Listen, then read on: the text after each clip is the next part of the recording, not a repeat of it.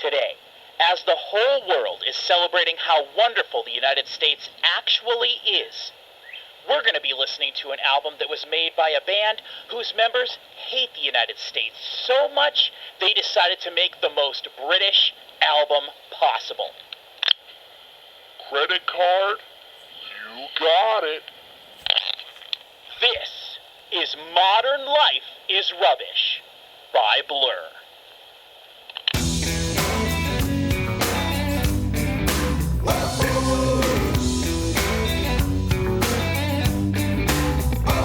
Hello everybody and welcome back to another album review / reaction here on the channel. My name is Patrick Musilek, this is my cousin Cody, no relation, and we are back finally doing Modern Life is Rubbish. I have been waiting to do this reaction for so long. We've had it scheduled I think twice. We decided to do other stuff, and so now here we finally are, Cody. What's the last Blur thing we did? Was it 13? We did 13 was the last one, and I know it feels long ago, but it wasn't that long ago. Yeah. But we've done two, in my opinion, two kind of disappointing Blur albums in a row with the self-titled from 96 and then, or 97, and then 13 from 1999. And I really dislike both of those albums, as we saw in those reactions. If you're brand new to the channel here, we have a whole Damon Albarn / Blur / Gorillaz playlist. Check out all that stuff if you enjoy what we do. We're going to listen to this entire album from front to back. We'll pause between the songs to talk, but we will also be talking over the music as well. That is what we do here on the channel, so just be prepared for that. And this is one of the last Blur videos we're going to do. We'll have to see how you feel after this, Cody, because I kind of have a feeling after hearing this album, you may want to go back and listen to their first album, Leisure, because we're going to read a little bit about Modern Life is Rubbish in a second here, and you're going to learn a few things, and I'm curious to see if you want to go back and listen to that one. And I personally still really want us to react to Think Tank as well.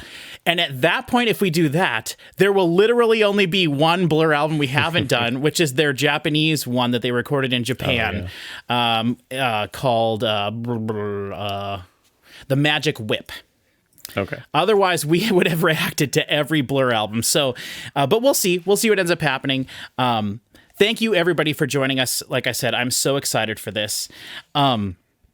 So I have to just quickly explain what this is, if anybody missed the joke. So, Cody, do you know what this is? Yeah, it's a Talk Boy. Right. From, why is it famous? Why do you know what it is? From Home Alone 2, or right? the commercial on TV. Which came out in what year? 94. The same year as this album. Okay. I'm pretty sure. I looked it up months and months ago, and when I had the idea to start the video like this, like I literally went to where I have stuff stored, got this out, put batteries in it, made it work, put a new tape in, all this stuff. Like 3 months ago. I had the idea to do this so long ago. And so now you did the credit card no problem thing. I always think of those little refrigerator you open with the key? No, not from the movie, from the commercial. Oh. Where the brother's pranking the sister and is like, "Hey kids, we're home early." Oh, see, I never saw the commercial. Because his sister's like making out with, or no, maybe the babysitter's on the couch with a boy, and so he pranks her. Oh, that's hilarious. I've never seen that. I love the Home Alone movies, and I think people are insane who think that Home Alone 1 is better than Home Alone 2. It absolutely is not. Home Alone 2 is the best Home Alone. I will die on that hill. I think it's such a great, fantastic movie. I think they're equal. The first one's really good, but man, I think the second one's just so much better with New York, with the Christmas store. I think the first one makes people cry. So it's like, it's a little more emotional. With the guy with the shovel. Yeah, but they have there's the lady with the bird lady in the second one. Plus, I don't know. I just feel like they did New York what they is a fun setting. Like it's kind of like Rocky, where the first movie's like the one that won the Oscars, but like they've refined the formula as they went along. Now I'm saying that only having really seen the first Rocky, but I think it's a good comparison. Although I wouldn't say they refined the formula. I think that they latch on to the part that people like about it, which is Rocky being goofy or in this case like the the traps and stuff. Yeah. And then they kind of ramp it up in the second one. Yeah, and I love the hotel in the second one. I love, I love the whole movie, but it doesn't matter. We're not here to talk about that. When I found out that this came out, that movie and this, which is like the greatest product placement of all time. I think they made these to coincide with the movie. I'm not sure actually that they would have predated I remember the commercial when I was very young. I would have been 4 when that movie came out though. Okay, so you think that this was maybe before that? I think that the movie, that it was a product. I think that those commercials started big after 93. It says copyright 1992 20th Century Film Corporation. Oh, then it has to be, right? Yeah, and then it says 1993 Tiger Electronics Inc. So maybe 20th Century Fox bought the rights from Tiger Electronics. I think they probably collaborated. I think Tiger's like, let's get a new product in your movie. Yeah, I would say so, and it's awesome. Yeah. And like I said, for everybody, anyone who's young that's watching this is a cassette tape, and I recorded myself trying to do the intro for like 20 minutes, and I was outside. Oh, I thought I heard a bird on there. Yes, we've had this Bob White outside, and he's been so loud. I was sitting downstairs editing, and I could hear him out there. But like, I've got 3. Today, as the whole world is celebrating how wonderful the United States actually is, we're going to be listening to an album that was made because the members of this band hated the United States so much they wanted to make the most British album possible. And one of those little refrigerators you have to open with the key. Credit card? You got it.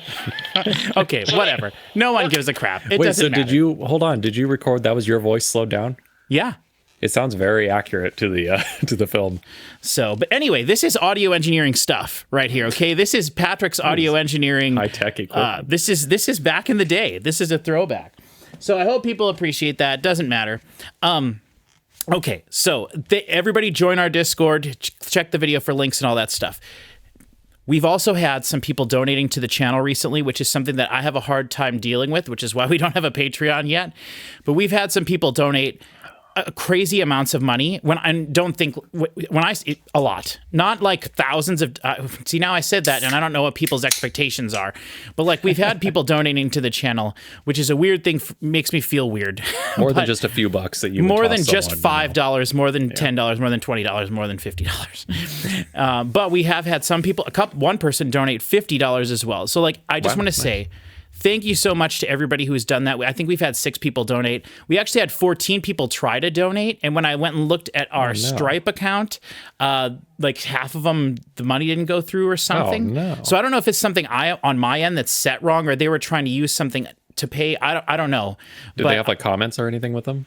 Only the people who successfully donate can leave a comment, I believe. Because I wonder if there's any sort of like scamming going on with that, where people pay and then take the money back or whatever, and they just scrape YouTube for links like that. That's interesting. I wonder. But in any case, the people who have donated are amazing. And if you want to go there and see the messages that they left me and that I left them back, you can go to our Ko-Fi account, our Coffee account, and I believe anyone can see. But anyway, thank you to the people who are doing that. I do want to do a big video here on the channel coming up where I mention those people's names because I think that they deserve it. But for now, I'm just going to say thank you to everybody. They probably won't watch this video, but that's fine. We can mention one of them in the upcoming video we'll do. Yeah, for sure. So we are here to listen to Modern Life is Rubbish. Cody and I have talked about this album and Blur's entire catalog a bunch in the other Blur videos, so we're not going to talk about too much other than this specific album. But I have the Wikipedia page brought up here, and I want to go through a couple things because when I read this wiki page a couple days ago, Cody, in preparation for this, I learned a lot of things that I did not know. And so I want to just go through and mention a couple things.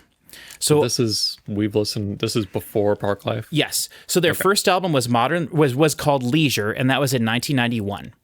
Then 2 years later in 1993, they released this album, Modern Life is Rubbish. Then the following year, they released Park Life.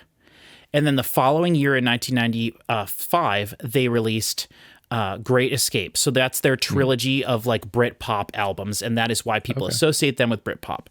So that's this album, Park Life, and Great Escape. And then in the then they released Self-Titled in 97, I believe. And then in 1999, they released 13. Then they kind of broke up.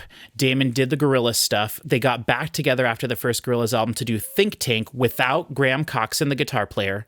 And then 10 years later, they got back together because they were going to have the Olympics in, I think, 2012 in London. And so they got back together to celebrate that and have a big show. I think they were part of the opening ceremonies.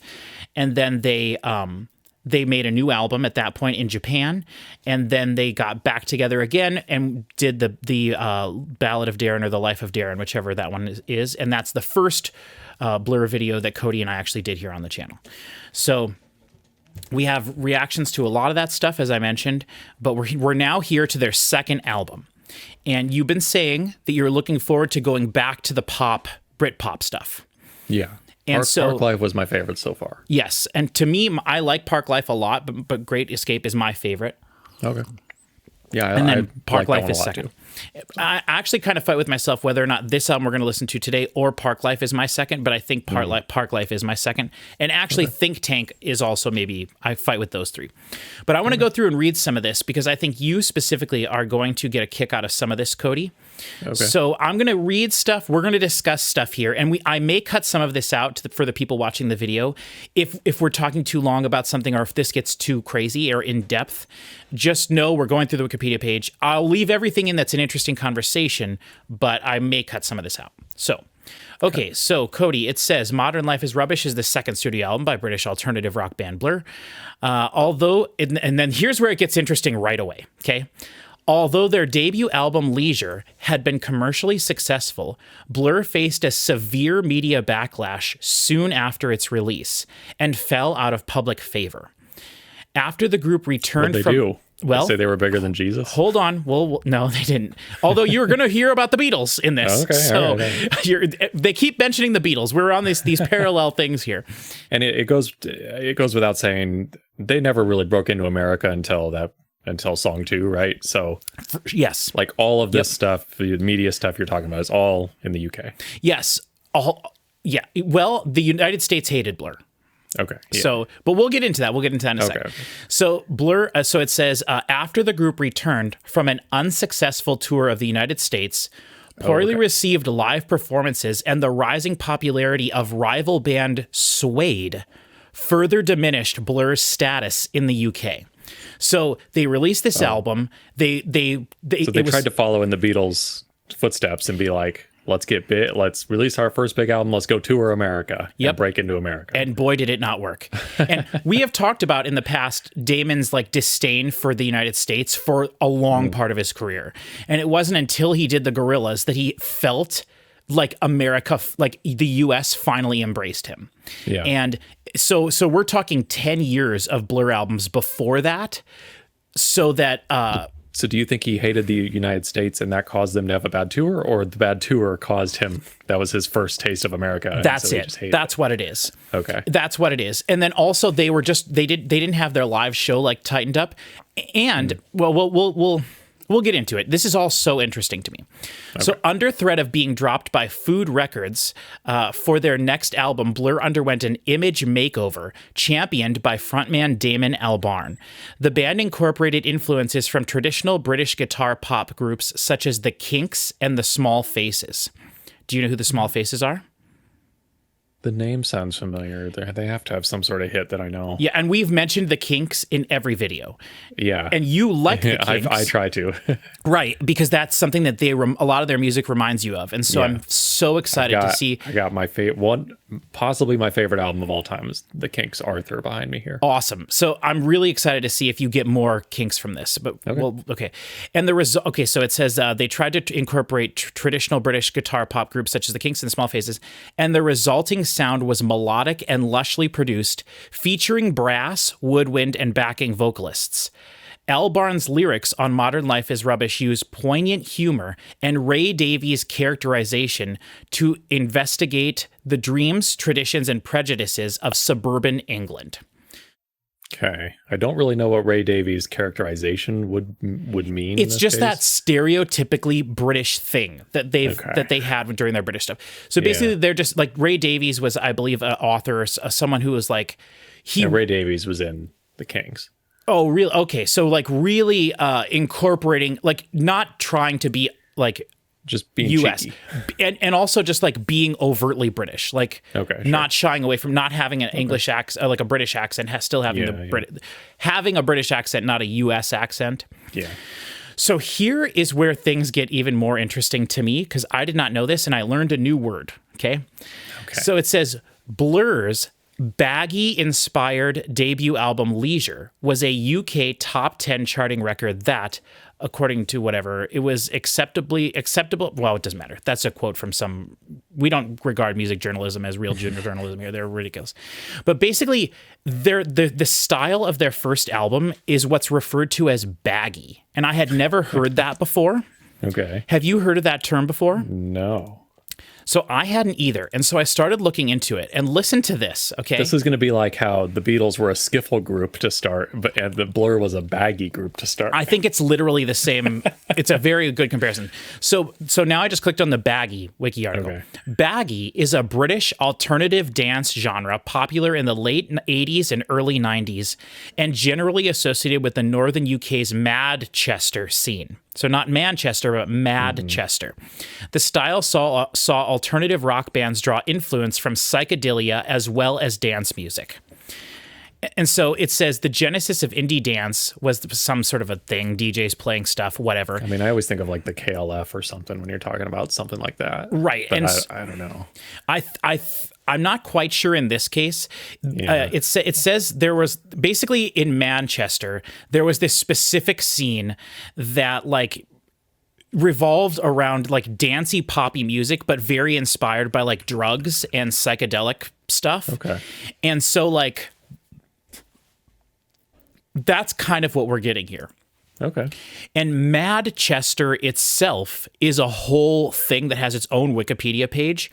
And I just recommend, if anybody's watching this, we dumb Americans here, I had never heard any of these words before.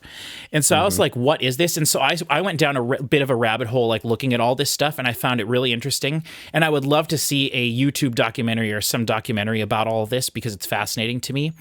But basically, I'm not going to go down that rabbit hole now in this video. I'll let people do that if they're interested in that. But I would recommend looking into all that stuff. Sometimes I get sad that the last 20 years, due to the internet and the globalization of everything, that we kind of don't have these regional subcultures anymore. Yeah, I 1000% agree. 1000%. So, but for the purposes of this video, all you need to know is that their first album was a little bit different. Now, I have heard their first album. I've heard all of their albums. I did not know that their first album was a different genre. To me, it sounded like less mature dudes writing songs, I guess. So, and that is my least favorite of their albums. Okay. So, I mean, that tells you something, I guess. I'm not a Manchester fan, I guess, but okay. So let's continue going on because I think there's some really funny stuff in here. So it says, as the baggy scene soon began to fade, Blur were, according to The Guardian, swiftly exposed as bogus trend hoppers, and they duly caught the wrath of the Manchester backlash. So something happened. There was an event called the Manchester Backlash where I guess people in the UK were like, why does all this music sound so similar?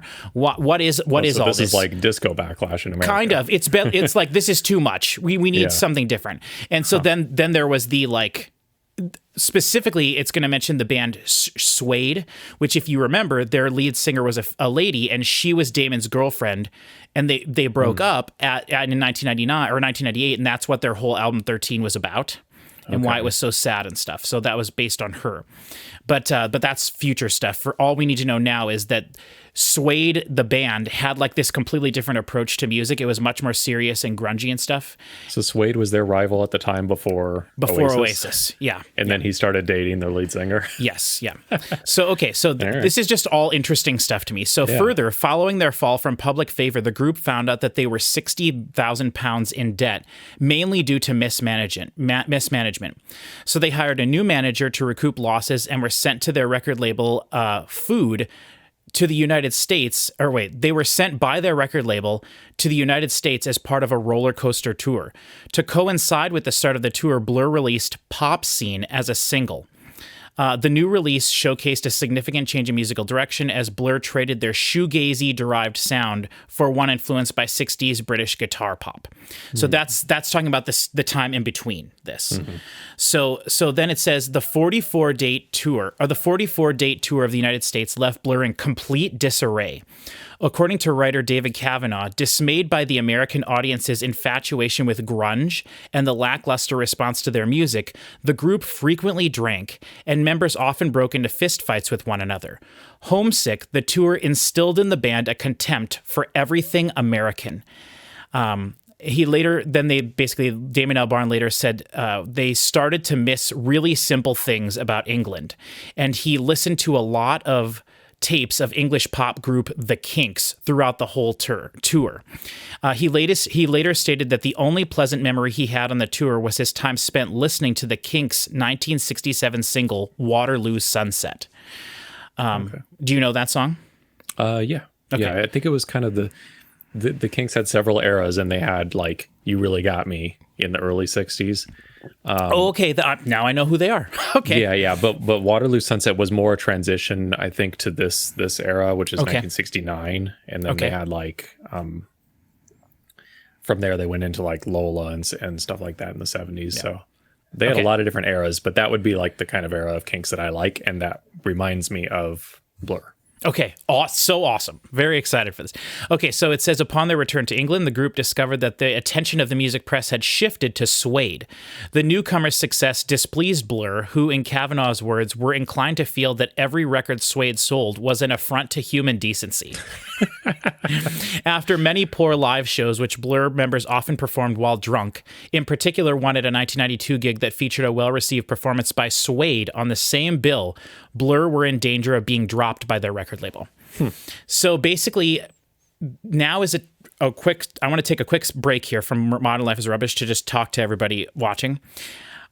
Since the last time we recorded, I watched the documentary that Blur released last year of their Live at Wembley Blu-ray that I bought. I can't remember what I think the documentary is called. It's No Distance Left to Run is my favorite documentary about them. And I think this one is, hopefully everybody watching knows what I mean. But it was the first time I'd ever watched it. I've had the Blu-ray for like half a year now. And I watched it and I was shocked at how bad Damon looks. Like he looks so bad. And you could tell watching the documentary that he was not in a good place at all. When was this filmed? This was filmed the year before. So this was right. Okay. The documentary is about them making the album, The Ballad of Darren. Okay. So it was made like the year or so before that. Man, that's awesome that they have that sort of record of that when they were ostensibly like kind of down, needing to come back, but they were never really big enough to like have was it a pretty amateurish documentary or like? No. It's a huge. No, hold on. This is new. This is a new documentary, Cody. Okay. This is a new documentary about the making about that era. About the Ballad of Darren. Okay, so, gotcha. So this is just the newest thing Blur has released. Okay. And I just want to tell everybody that I have been learning a lot about Damon's drinking problems, and to hear that a lot of it started in the U.S., I feel about that. But I just want to say that if anyone hasn't seen this new Blur documentary, and then the show Live at Wembley, which is fantastic. I haven't watched all of it yet, but I have watched a few songs and I saw a lot of clips of it in the documentary. But man, is the show is fantastic. But Damon in the video, Graham says that Damon will just keep making music until he dies. And it seems like he is making as much music as possible to get there as fast as possible. Like, that's kind of what I'm paraphrasing, but like, that's basically what he says.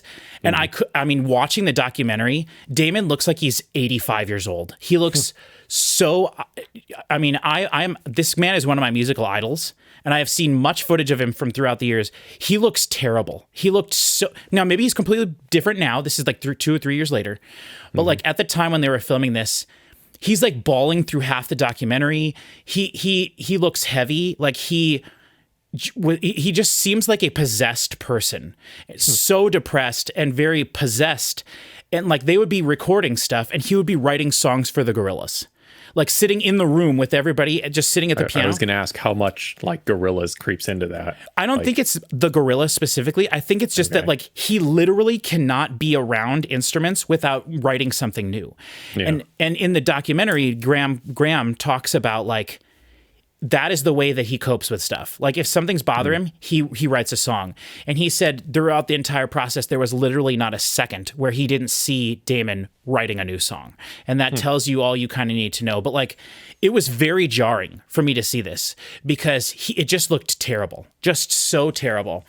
And the documentary is really good. It's very good. And, you know, they play stuff up for documentaries. The people who filmed it did a great job.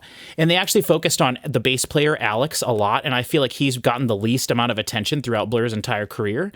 And so they talked about his family and all this stuff. They show their families, their lives, everything. And Damon is just by himself alone in this cottage in the middle of nowhere. Like he is like, I recommend everybody watch it, but I just wanted to bring that up here. Is it just kind of like the Blur is always ready to go except for Damon, and it's like they're just hoping he comes back every few years to make a new album? Nope. I think they would all be much happier if they never did anything together ever again. But when they get together, they're just like, it's just like old times is how they feel. And so it's just, I don't know. Do you think Damon comes to them and be like, hey, I got 15 new songs here. We can make a new album. I have it all written already. Yes. It would not be initiated by anybody else. Now, they talk about it beforehand. He doesn't like command them to do anything. Yeah. But like, it's all Damon. And it's, sorry, I know we're on a tangent already, but Graham Coxon just released a new album 2 days ago.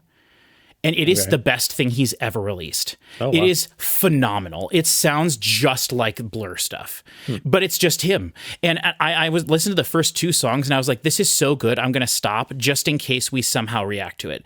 Okay. It's so phenomenal. It's 36 minutes long. And I recommend everybody that's watching this go check it out.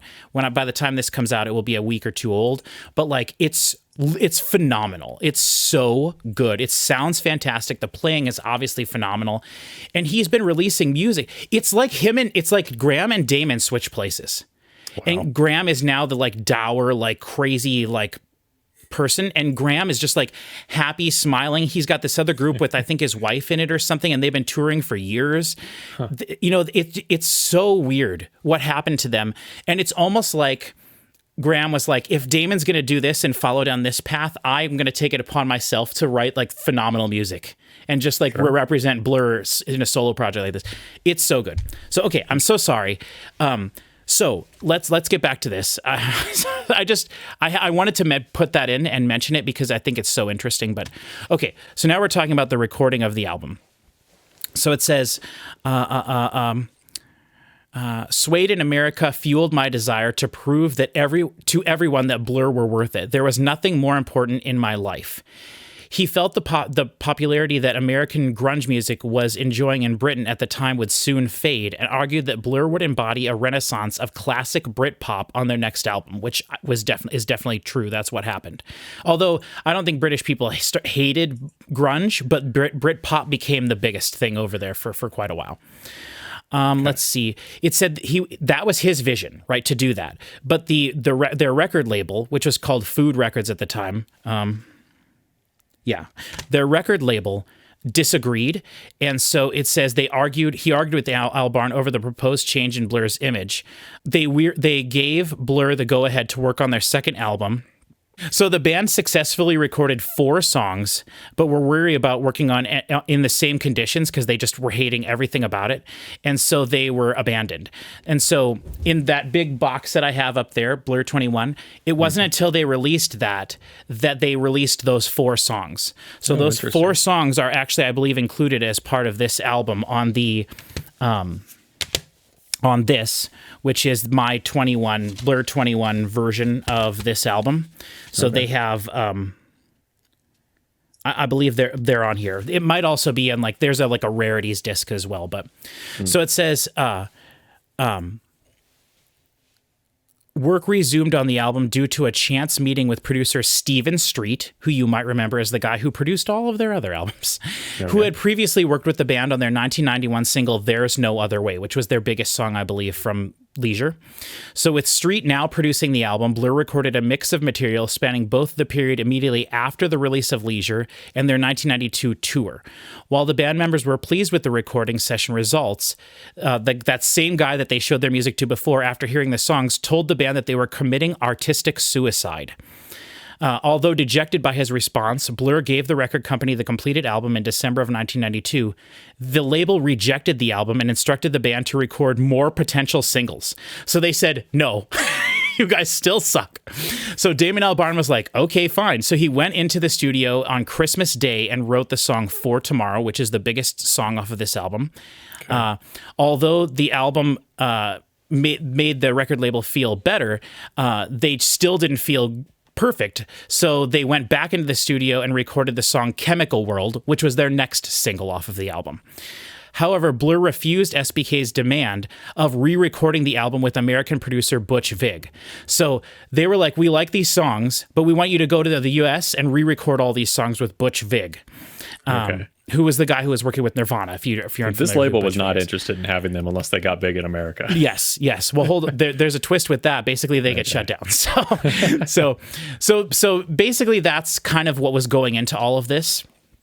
And that's probably all we'll get into. But it kind of just basically... Oh, hold on. There was something else I wanted to read. But basically, their record label was not having it. They wanted to change their aesthetic and be super British. And they were like, the record label was like, no, America's what's hot right now. And Damon and the guys in the band believed in their pop idea. And so they ended up basically forcing the record label to release the album the way that it is.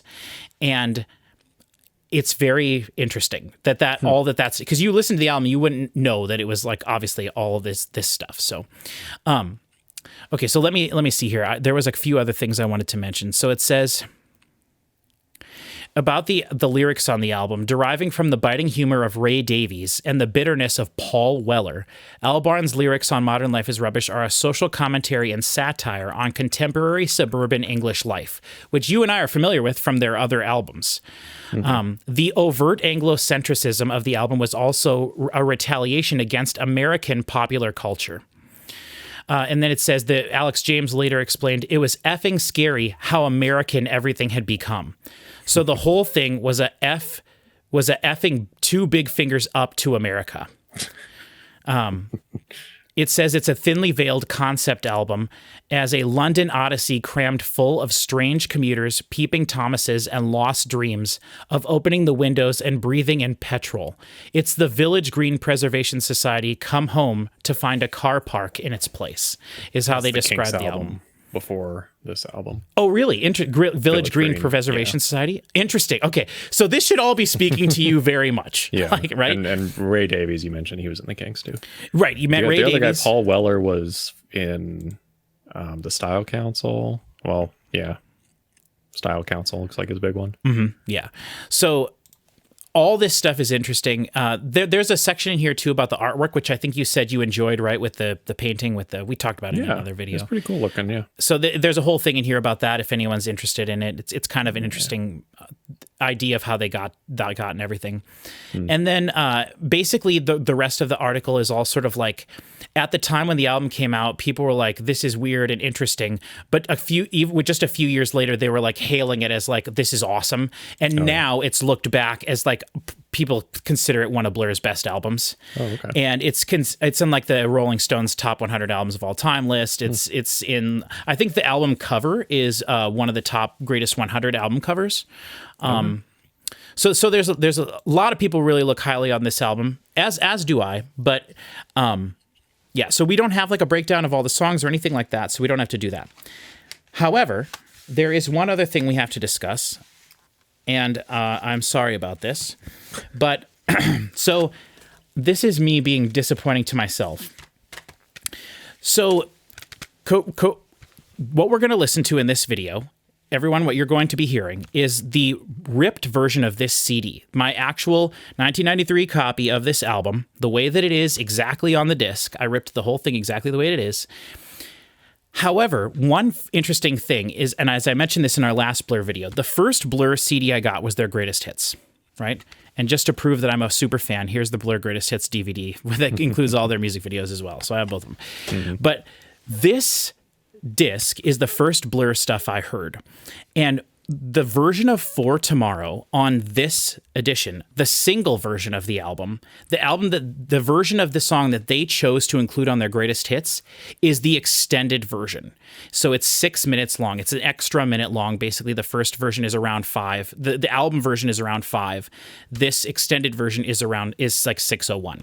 Okay. And so I really wanted I was going to not have us listen to the album version. I was going to have us listen to the extended version. And so I thought, this is perfect. I have this, which was made before they remastered all the Blur stuff in 2012. So this should be the original, maybe like a little bit of remastering done for this in 1999 when they released this in 2000. But when I opened it, to my absolute horror, the first disc is missing, and I have no idea where it is. I looked for, I had like 45 minutes before we started recording, and I looked for like 30 of my 45 minutes I spent trying to find the disc of this so that I could rip that version of the song from here, because it's the same version that's on here. And so I really tried so hard to get that, but I couldn't find the CD, which for everybody watching, I have a collection of over 4,000 CDs. I know where every CD is, even the ones that aren't in their right case. I know the cases that I usually put them in that aren't their own case. That's how insane my brain is. And so I panicked when I couldn't find this. And so I know I have it somewhere. I didn't lose it. It's not scratched. It's fine. It's just in some other case. And I feel really bad about that. So what I did was I took the actual Blur 21 box set 2012 remastered version of the album, and I ripped this song from this. Okay. So, Cody, the first song we're actually going to listen to is the modern remastered version of the extended version of the first single from this album. Okay. I don't think there's any point in us listening to the original For Tomorrow. It's literally just there's an extra minute added at the end, and I really love that extra minute, and so does Blur, because that's the version they put on their greatest hits. Sure. So the rest of the songs are going to be like 5 dB lower than this song. So this is one opportunity we have to listen to a remastered thing, and then we're going to go and listen to the rest of the album not remastered, the original master. Okay. So, are you ready? I'm sorry I talked for so long, everybody, but I think it was all interesting, right? Mm-hmm. And are you excited to listen to this more now that we did all that talking? Yes, I am excited to hear some Kinks-inspired stuff. Mm-hmm. But also remember, very British. This is an anti-American album. So they specifically were hating America. No Pepsi, like we were joking about after they toured the United States. No Pepsi, no American dream, no... We love to live in magic America. When was the next time they toured America? After? I think it was after the self-titled? After song 2. Yeah. Okay. I don't think maybe they did tour the US but after that, but I think they did. But they just never were popular. So maybe they didn't, I don't know. But this is when they were like, we hate America. Yeah. And there is commentary, if you remember, on like Park Life. There is Miss America, there are songs about America, and it is definitely so Anglo-centric that it is sort of in opposition to the U.S. and Americanization of everything. But this album is like specifically anti-American. So, I can get down with that. See, I'm the opposite. I'm feeling a lot of patriotism right now because we're getting to our 250th anniversary where we whooped the British's ass and broke away. Yeah, hashtag never forget. Hashtag what's the Boston Tea Party forever or whatever, some stupid thing. So, all right. I'm sorry, everybody, for talking. Let's get to the music. We can talk more after this. We're going to be listening to For Tomorrow, the Visit to Primrose Hill extended version, 2012 remaster. Are you ready, Cody? Yes. This is the big single from the album, okay? In 3, 2, 1.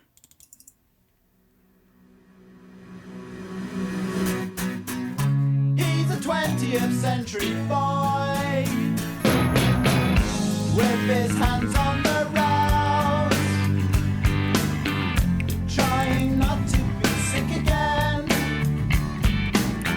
and holding on for tomorrow. The bass playing on this whole album is phenomenal. Okay. We got to get our mindset back into the crazy guitar parts, the phenomenal bass, the like. Yeah.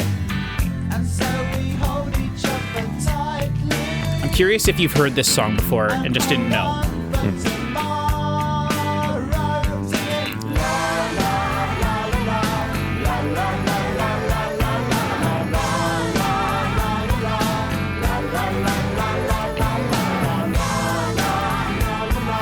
In the future, when in our past videos, when I've talked about Damon catching crap for his simple lyrics, it's this. It's na na na na na, that kind of thing.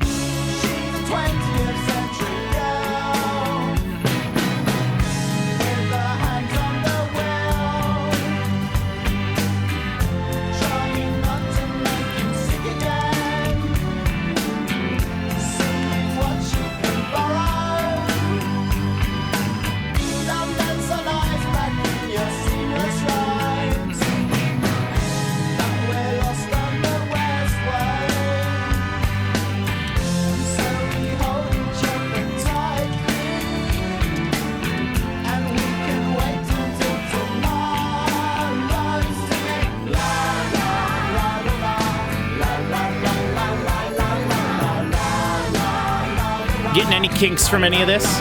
Sure, yeah. Okay.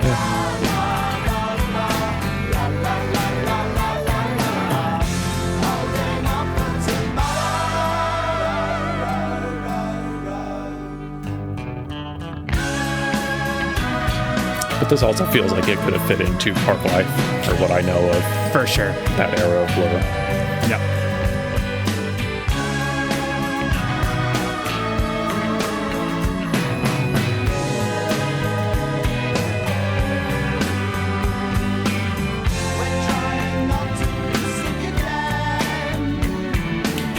When I first heard the album version of this song, I was like, what the heck? They're missing like my favorite part of the song. And I was like, what the heck? And it, I was still innocent and stupid at the time. I was probably like 20 something, 25. Really dumb, those old days.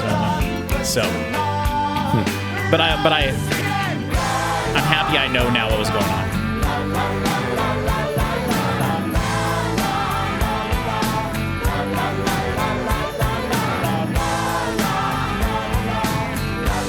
Is it a tuba on the right, or? Oh, you'll hear it a little bit more prominently. Okay. I feel like I look better with the glasses.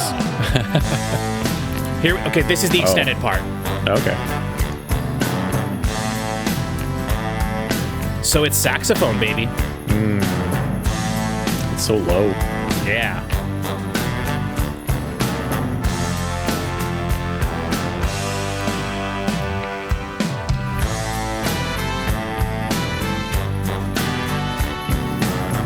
I love the meandery feel of this. Yeah. The music video for this is just random British people on the street that they got to listen to this song and then dance around to it. Yeah.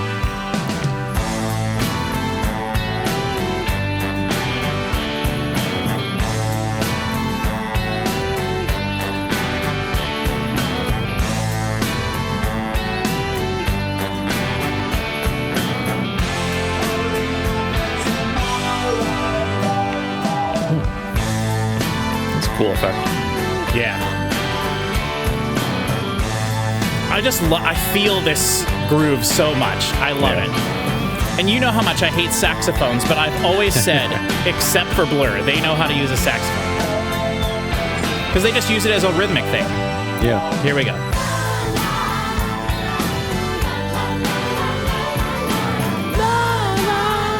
That could be a Gorillaz part.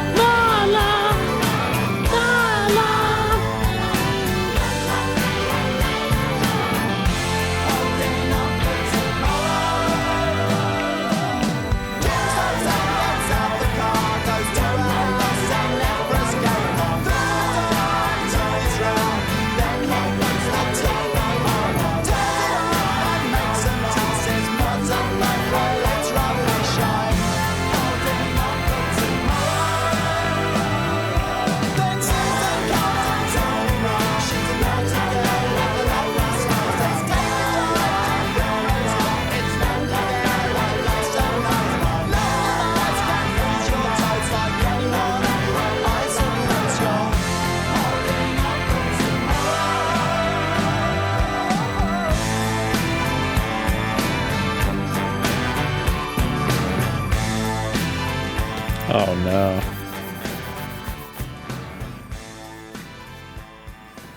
Here's my idiot board. Does the short version fade out? Yes, it does. Oh. Yeah. It's the only thing is it basically cuts that instrumental section out. Yep. And I was listening to it today earlier, and you can kind of even just tell that like that's the version of the song they made. Mm-hmm. And then they just smashed it together, boom shakalaka. And I do believe the music video is the extended version, but I could be wrong about that. People can let us know in the comments.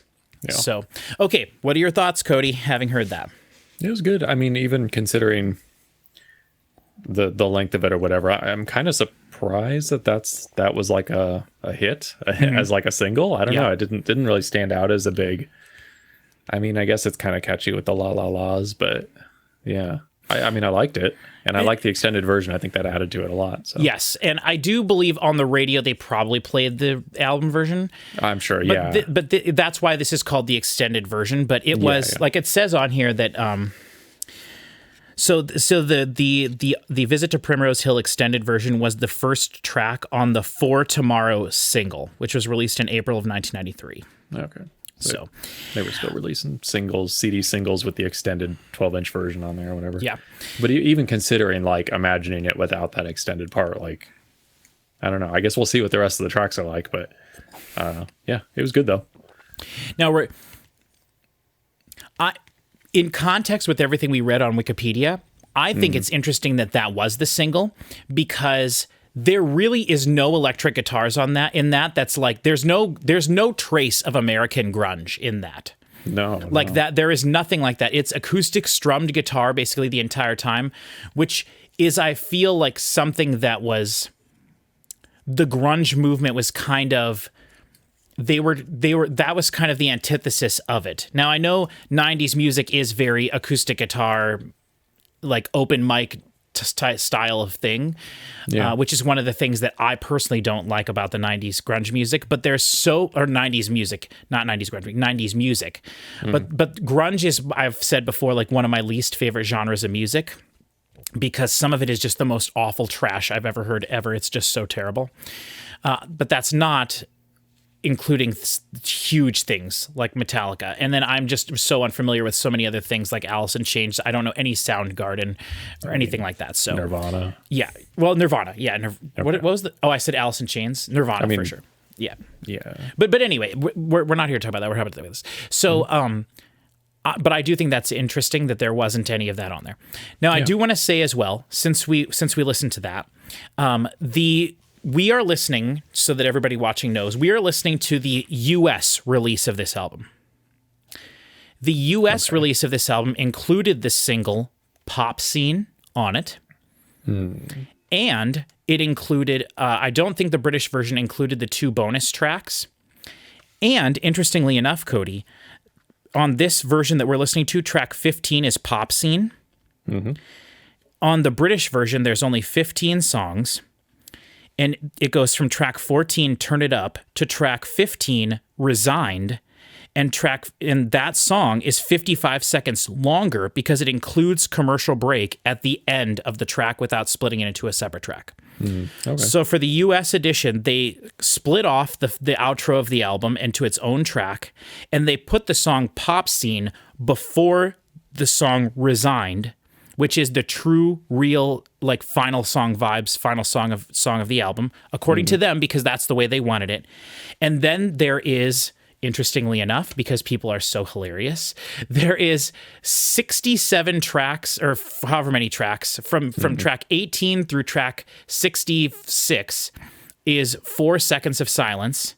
And then there is track 67 or 68 and 69 are 2 bonus songs. And so we are going to listen to those 2 bonus songs. We're not going to waste our time listening to those 60 tracks of silence. But that is something that back in the day, for people who are younger, who might be newer fans of Blur, CDs did that a lot. There were hidden tracks. There were tracks of silence. I have hundreds of CDs with tracks of silence on them. Yeah, they did them a little different way in all of them. Like, yes. Some of them just have like 30 minutes of silence at the end of the last track or whatever. Some of them have like a negative track number. Yeah, Blur was one of the first bands to do that. Having a CD with the album, their album Think Tank. There's a whole 5-minute song that you can only hear listening to the CD by rewinding, putting the CD in and rewinding from track 1 backwards, which is so cool. I don't know if they were one of the first bands to do that, but they have that. So they played around with physical stuff.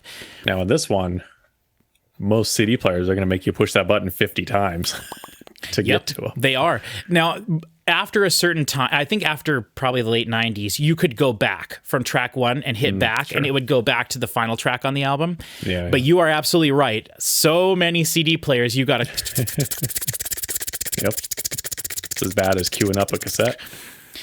That's not that bad. It's just pushing them. Queuing up a cassette is bad, as we demonstrated at the beginning of the video. So, okay, so I just want to get that out of the way. We'll talk more about that stuff as we get to it. Okay, so I've adjusted the volume, and we should be good to go. Are you ready for Advert? Yeah. Okay, this is track 2, Advert, in 3, 2, 1. Food processors are great.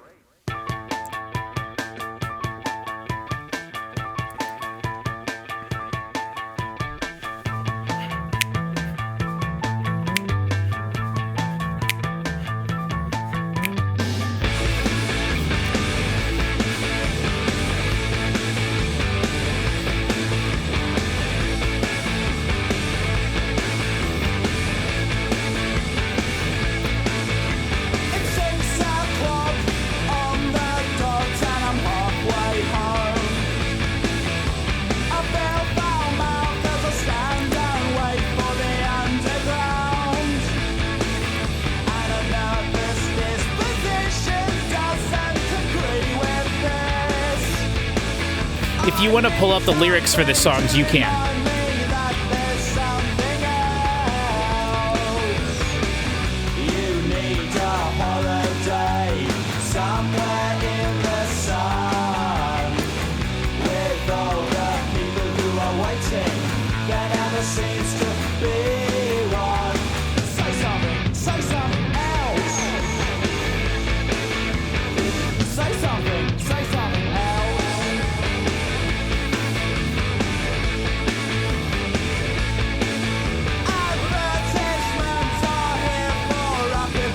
Advertisements.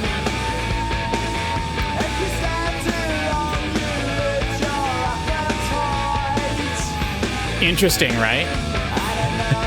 Let's put a noise that's known to be very annoying in our song.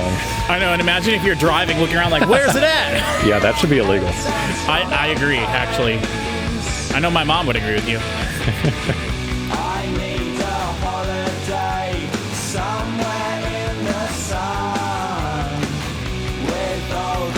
Claps in the background. Yeah. The bass really does so much work on this whole album. How do you like those delays on his vocal? That's good. Yeah, I knew you would like that.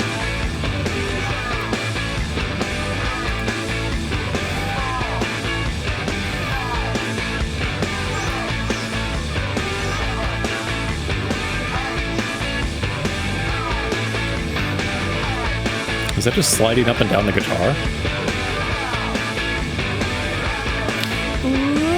Yeah. Yeah. He counted. That's so stupid. It's so stupid. Just count the measures. I was like, I like this. yep, yep.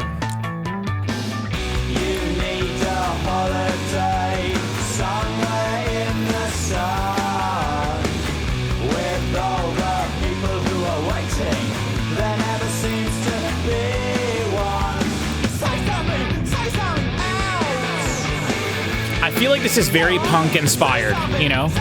Especially the way he's singing the whole song. Yeah.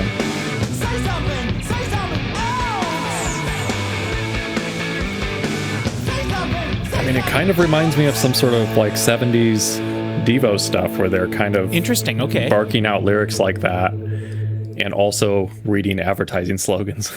Yep.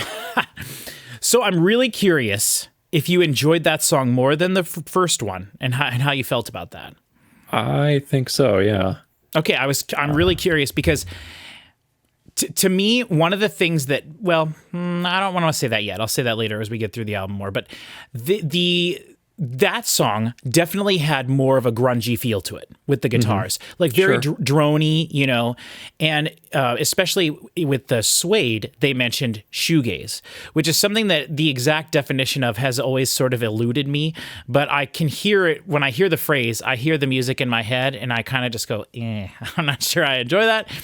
But like droney. I was listening to My Bloody Valentine today. Yeah. Not the metal band, I assume.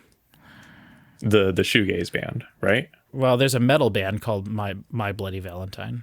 Bullet for My Valentine. Oh, Bullet. Yep. Sorry. Never mind. We just talked about this recently. There's a movie called My Bloody Valentine too. Maybe. Sorry, Yeah. My Bloody Valentine was like an 80s, 90s shoegaze band. Yes. Yep. And I was like, what is the shoegaze stuff about, really? And Yeah. I listened to it, and it was kind of a little grungy, you know? I could see how that could be a precursor to that sort of music. See, to me, I just think of it as very droney and like full chords being played on electric, like distorted guitars, and I just hate that. I just don't like that sound.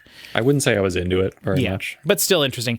And that's... But to me, this has more of a punk feel, like you mentioned. After you mentioned it, I was like, yeah, it is. It's kind of like I said, early Devo is kind of like, it's like fun punk, or like it's cheeky. Yeah. You know? Yeah. And we instead were of like angsty or like hateful, this is like, I like thematically, I like their stuff when it's like a commentary on modern life. Obviously, this whole album probably is that. But they did that in Park Life too, and the next album, Great Escape. Yep. Yeah. And I really enjoy that as well. I like that aspect of it. And, you know, you can even see like the next song is the name of a person. Yeah, they love to do that. Colin Zeal is the name of a person. Then the next song is Pressure on Julian. You know, that's another person. And then we have Miss America. Oh, I sang that song earlier, not realizing that I thought it was on one of their other albums. Okay, well, we'll get to that. There was some sort of America song on. There was. We love to live in Magic America. Magic America. Yeah. That's what I thought you were talking about. Yeah. Which maybe that is even what I was saying, but I was thinking of, I was thinking of this song. But like, you know, so we're back to that, you know, and again, we kind of have to shift your mind to like, this is before Park Life. Yeah. So the things that they did on this album that people responded to is probably what they did. And I definitely think, I guess, spoiler for the rest of this album, like For Tomorrow is the most Park Life-y thing we'll probably hear. I'm curious to see if you disagree with that and you think there's something more. I mean, I said it could have been right on Park Life, and it makes sense that if that was their biggest hit off of this, that would be the direction they went. And then also we know that the record label was fighting with them to add more of a grunginess to everything. Yeah. And we also know that Graham likes that kind of stuff, and he likes droney stuff, as we experienced later on in their self-titled in 13. So like, and the Gorillaz. No, Graham, their guitar player. Oh, sorry, yes. Damon as well, but Graham, the guitar playing, you know, really. And, you know, that's one of the reasons his solo album that he just released a couple days ago is like so phenomenal to me. Of the first two songs I heard, it was like literally just like something off of Park Life. It sounded so good. Cool. And his solo music is not like that. Yeah. It's very, very lo-fi, stripped back, like... And I know what his voice sounds like, right? He sang on 13 a lot, right? Yes, he sang my favorite one, which is Coffee and Tea. So give me coffee and TV. Yeah. But his voice, this new album, he just sounds so confident, which is, I've never associated that word with the man ever, you know, just with that, from what I've been experiencing. So he just seems like he's living his life right now, and I love it. But good. So, sorry. There's so many things I want to say, but we got to get through more songs so you can get kind of the theme of how we can't really talk about the direction of the album just yet, I guess. Sure. So, okay, now we're on to Colin Zeal. And so kind of keep in your mind, like we always do with these videos, which is your favorite songs as we go forward. You said you liked Advert more than For Tomorrow. Yep. So we'll keep that in mind. So this is track 3, Colin Zeal, in 3, 2, 1. Ooh, cool. Oh, yeah.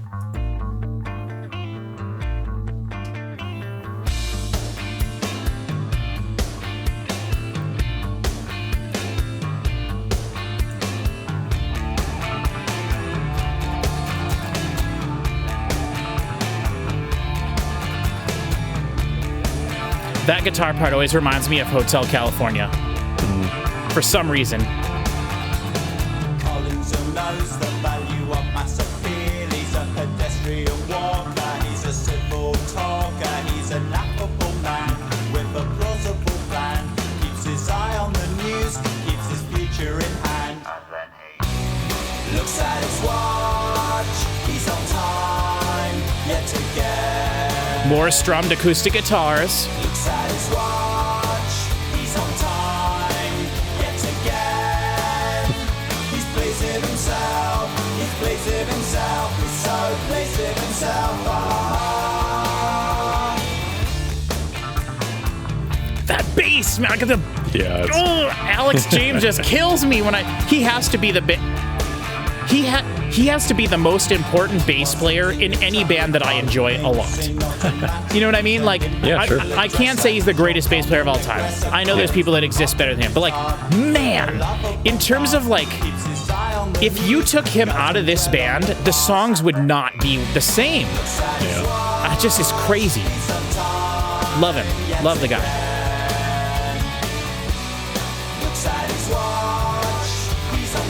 His vocals are so imperfect. Like his overdubs, sometimes they're not even close to being the same note. And that's one of the things that is really punky to me. It's the like approach. It doesn't matter if he's singing on pitch, which is what I think of also as a lot of pop music from the 80s.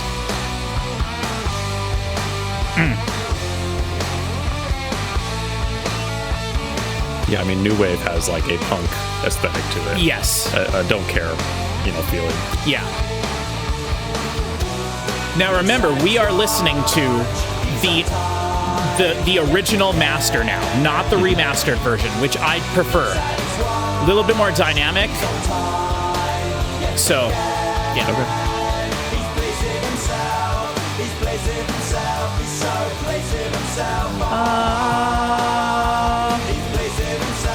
Lyrically, this is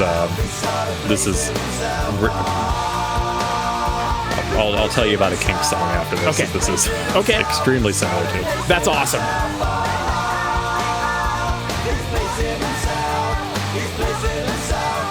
I think that's Graham in the doing background vocal. Okay.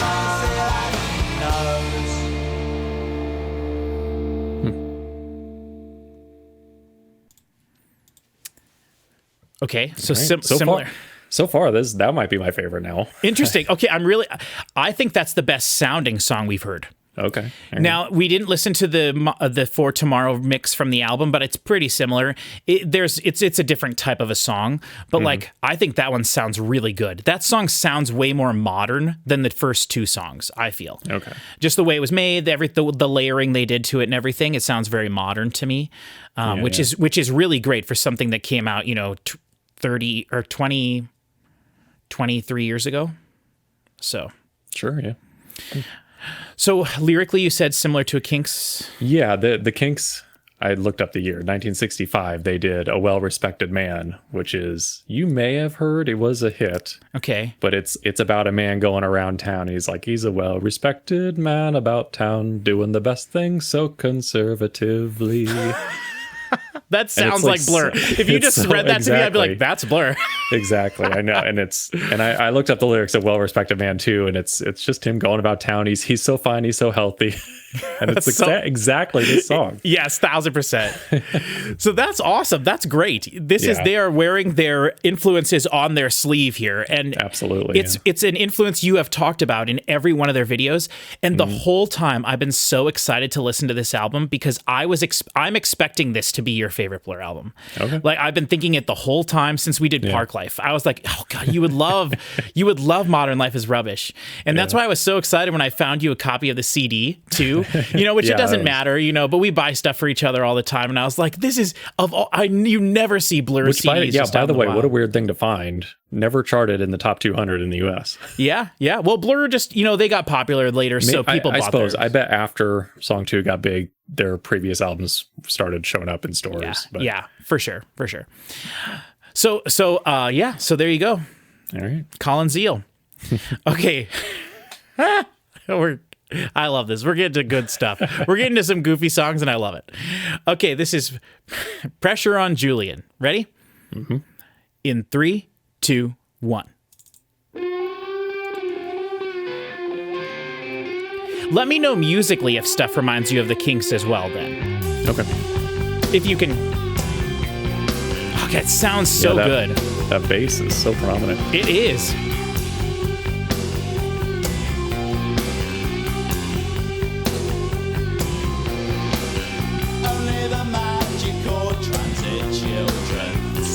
Damon's singing with a lower voice a lot. That last whole song in this one. Yeah.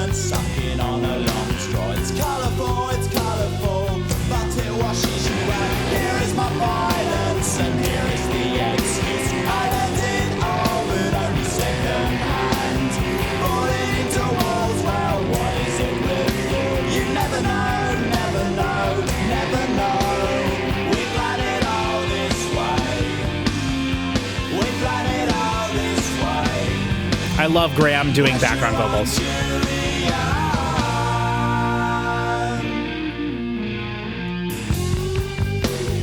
So fun fact about this song, I thought they were saying Pressure on Juilliard for like 20 years. It wasn't until we started doing these videos that I did more listening to Blur and I got, oh, it's Julian. But it's because they're saying Julian. It's like,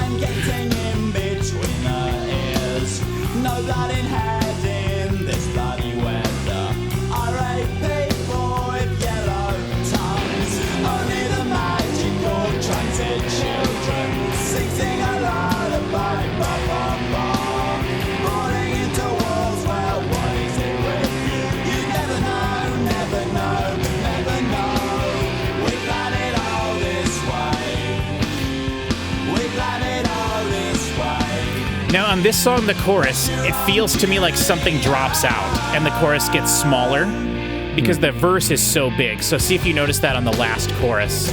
Okay. Man, the bass is so crazy in this one. I like the bass. The wah, wah, wah, wah. Yeah. It's not really doing it for me. Okay, yeah. I mean, it's very Graham Coxon 10 years later. Yeah.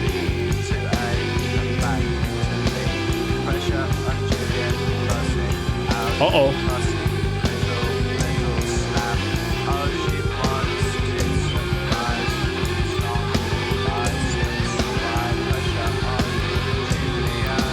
The speed is going up.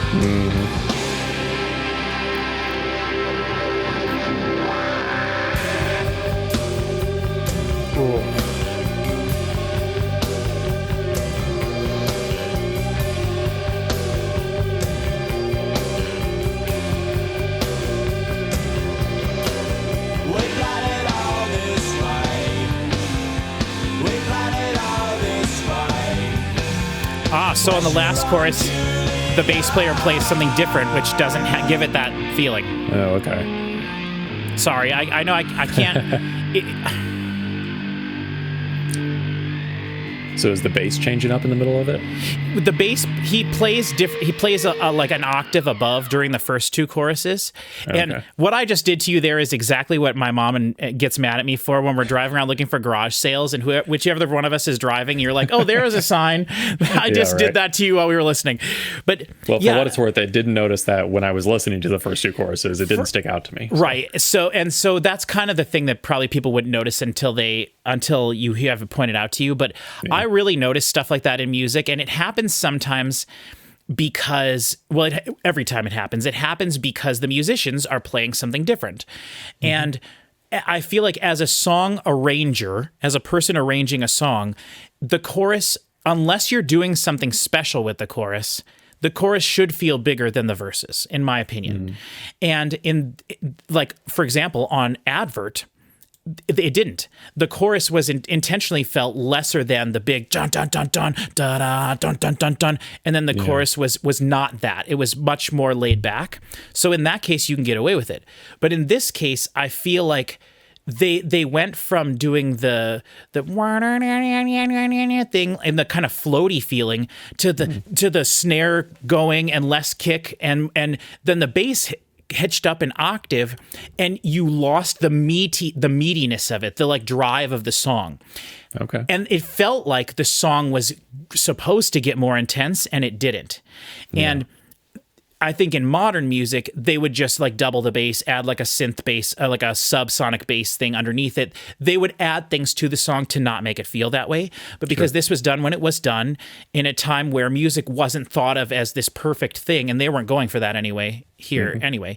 But like they just left it the way it was, and that's fine. And that's one of the problems with bass. One of the most difficult things to get right with a bass guitar is, because you want the bass player to have freedoms, right? You want the bass player to be able to play whatever he wants.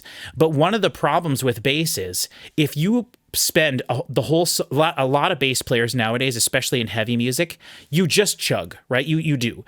Because the second you stop chugging and you move your hands up, all the low end goes away from the song. And it sounds so jarring and it's terrible. And so usually you have to have... That's why prog music is the only music where bass really stands out, because in almost all other genres of music, with the exception of maybe like jazz or something, like the bass has to just be the floor of the song, the low end. And you can't do more high groovy stuff because the song feels like it's losing so much steam and thickness to it. And that was a song that to me demonstrated that, but I'm glad they did what they did, and I'm glad that they felt confident in doing that. But to me, that kind of makes that song a little bit kind of wah-wah to me, even though I really like that song. But that's just a perfect example of this thing that we don't talk about that very much here on the channel, because most of the music we listen to is more modern than this, and they wouldn't have that problem. Whereas something like the Beatles, Paul McCartney is usually playing mid-range on the bass the whole time anyway. Like it didn't become popular to just chug, chug, chug on the bass until the 90s, really. Yeah. And so... Well, I think modern music is rubbish anyway. So yeah. So but you get what I was saying there, though, and you kind of I think so. I was getting the same feeling of kind of blahness on that song, and maybe that was part of the reason why I just didn't know it. Yeah, and a lot of times I wouldn't necessarily mention that, but I've been reading a lot of comments on our videos recently, and a lot of people are like, "Man, it's so interesting when you break down like what you're hearing in audio stuff." So I'm like, okay, well, there's a little thing. Yeah, so how did you feel about that one then? So far. I don't know, the droniness of, or the whatever shrill, Graham, I guess. I wasn't really digging it until they sped it up, and then when it came back down to and they started going at the right speed again, that was pretty cool, and I was kind of getting into it then. But overall, it's kind of an annoying sound to put over the whole song, which we just listened to. Self-titled and 13, which if you remember, the running joke in that, everybody, was surely this can't be like this for 6.5 minutes. You know what I mean? Yeah. And so it's interesting. Least, it was a short song at least. For sure. And to me, this song didn't reach, it barely stuck a toe out of the grave to touch any of that stuff. That stuff is almost unbearable to me to listen to some of those songs on those albums. And we, by the way, we did get a lot of comments that were like, this is my favorite Blur album. This is one of my favorite albums of all time. And I'm just like, how? You're not wrong, because you can like whatever you like, but man, you are wrong. For 13, you mean? Yeah, for 13. I think we said in the video, like, I can totally see why this would be someone's favorite Blur album. We did. But it's not for us. No, it's just crazy. So, but I thought it's interesting. So, but it is all relative. This was not a bad song. It's just I liked Colin, Zeal, and Advert quite a bit more. Yep. And to me, a lot of this album too is kind of how it is structured, going from song to song as you listen to it as a whole, which we're not doing. Yeah. But yeah. So we're getting to one of my favorite songs on the album. I like so many songs on this one, but yeah. Cool. Okay, so this is Starshaped in 3, 2, 1.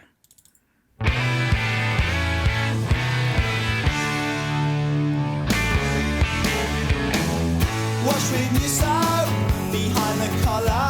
Keeps a clean mental state. Don't usually bother. Feels a little louder, actually. But still I'm getting into work late. And I don't need the practice. I've been making plans. That's Graham. I feel so unnecessary. seem starshaped. Have a couple. I love Graham's vocal rhythms on this whole album. Yeah. It's just so good. I'm on my buckles in the muddle at the possibility. And if you notice any interesting lyrics, you can bring them up too, you know? Yeah, I should bring up those because I'm having a hard time understanding them. Yeah. For the future, become an unconscious man. All for the good, I feel so unnecessary. Yeah. Instrumentally, this is like very early. It's might as well be like Matthew Sweet or something. Like it's very early 90s Okay. feel to me, but the lyrics are just, they're so blurry, you know? Yeah.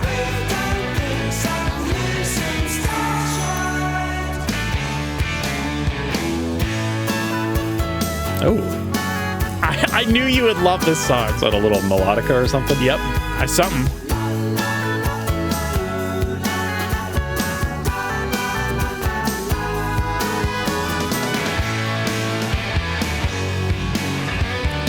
It's probably that stylophone thing you got. It's something funky for sure. Yeah. It could just be a keyboard patch. Yeah. Because it was very staccato-y notes. Yeah. I love that. God, this is maybe one of my favorite Blur songs. Yeah? Yeah. It's probably going to fade out, and I just forgot that. And now I bother in cold weather because it cleans me mentally. And I really don't need the practice. You know, every song on their next two albums have oohs all over, like, you know, Beach Boys style stuff. I feel so unnecessary. We don't think so, you seem starshine. It's such a weird resolution to that. I love it. And that little, like, cash register sound or whatever. Yeah. I feel so unnecessary.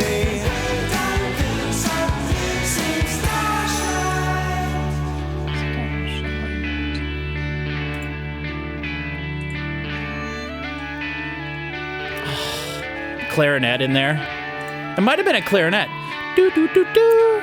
Do do do do.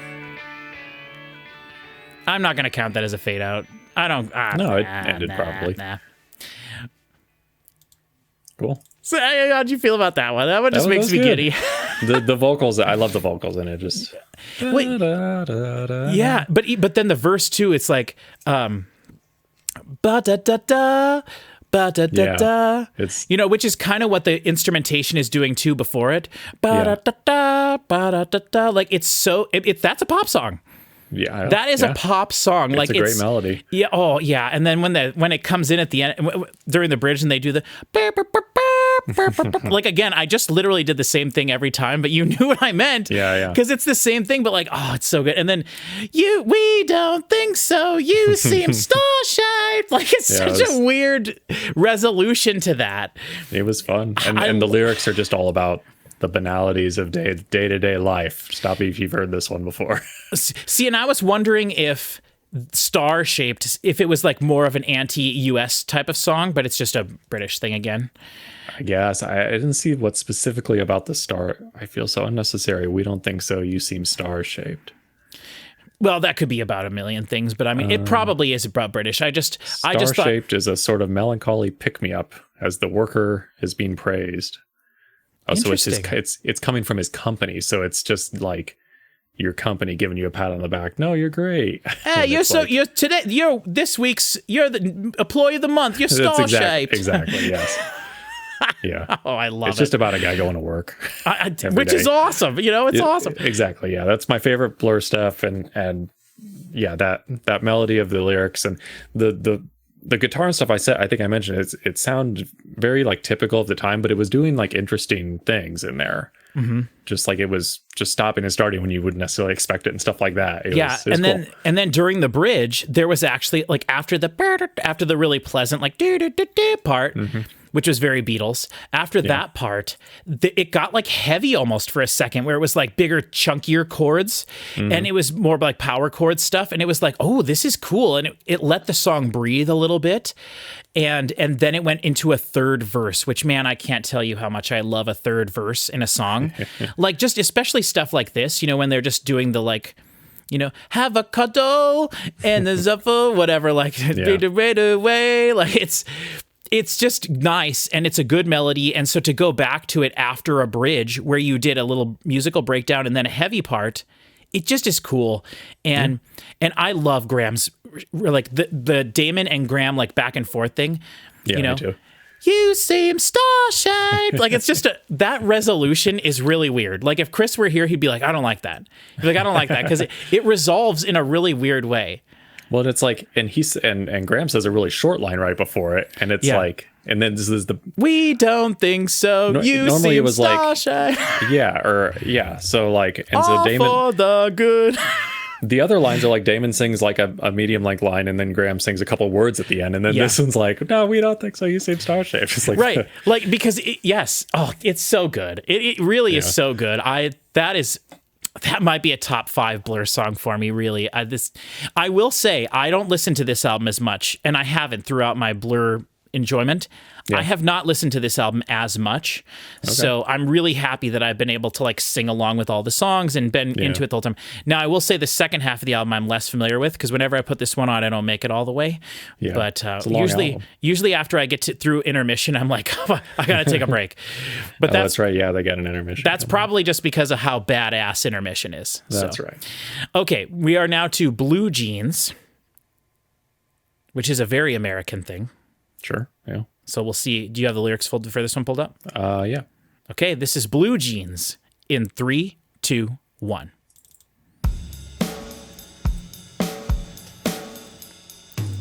Phenomenal sounding drums here.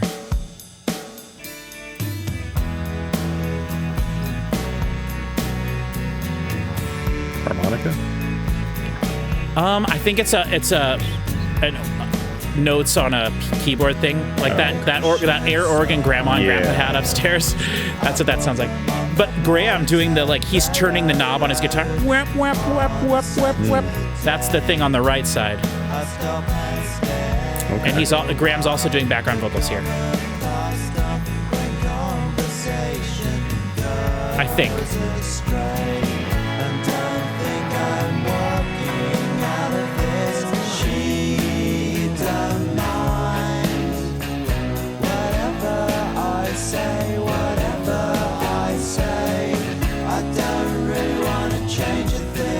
Oh, the harmony there. Oh! Sorry, I know you're experiencing this for the first time, but I'm like getting excited getting to the next part of the song.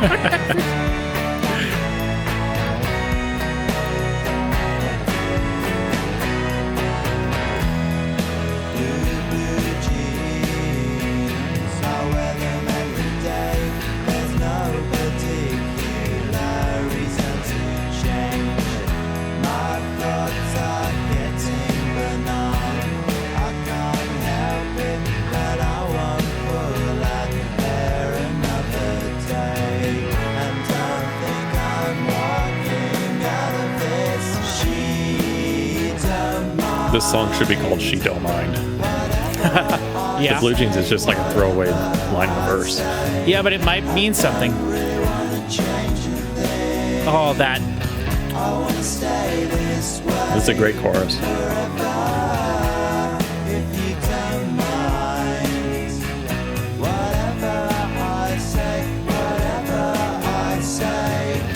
Don't really want to change a thing. You can sing so many notes in there. There's so many harmonies. That's like bluegrass harmony. That's like 5-6 part harmony. Oh.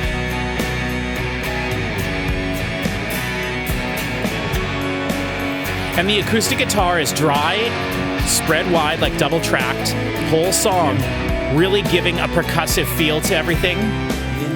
And the drums the whole time just been on the ride, do, which they did on Self-Titled and 13 a lot in the droney songs.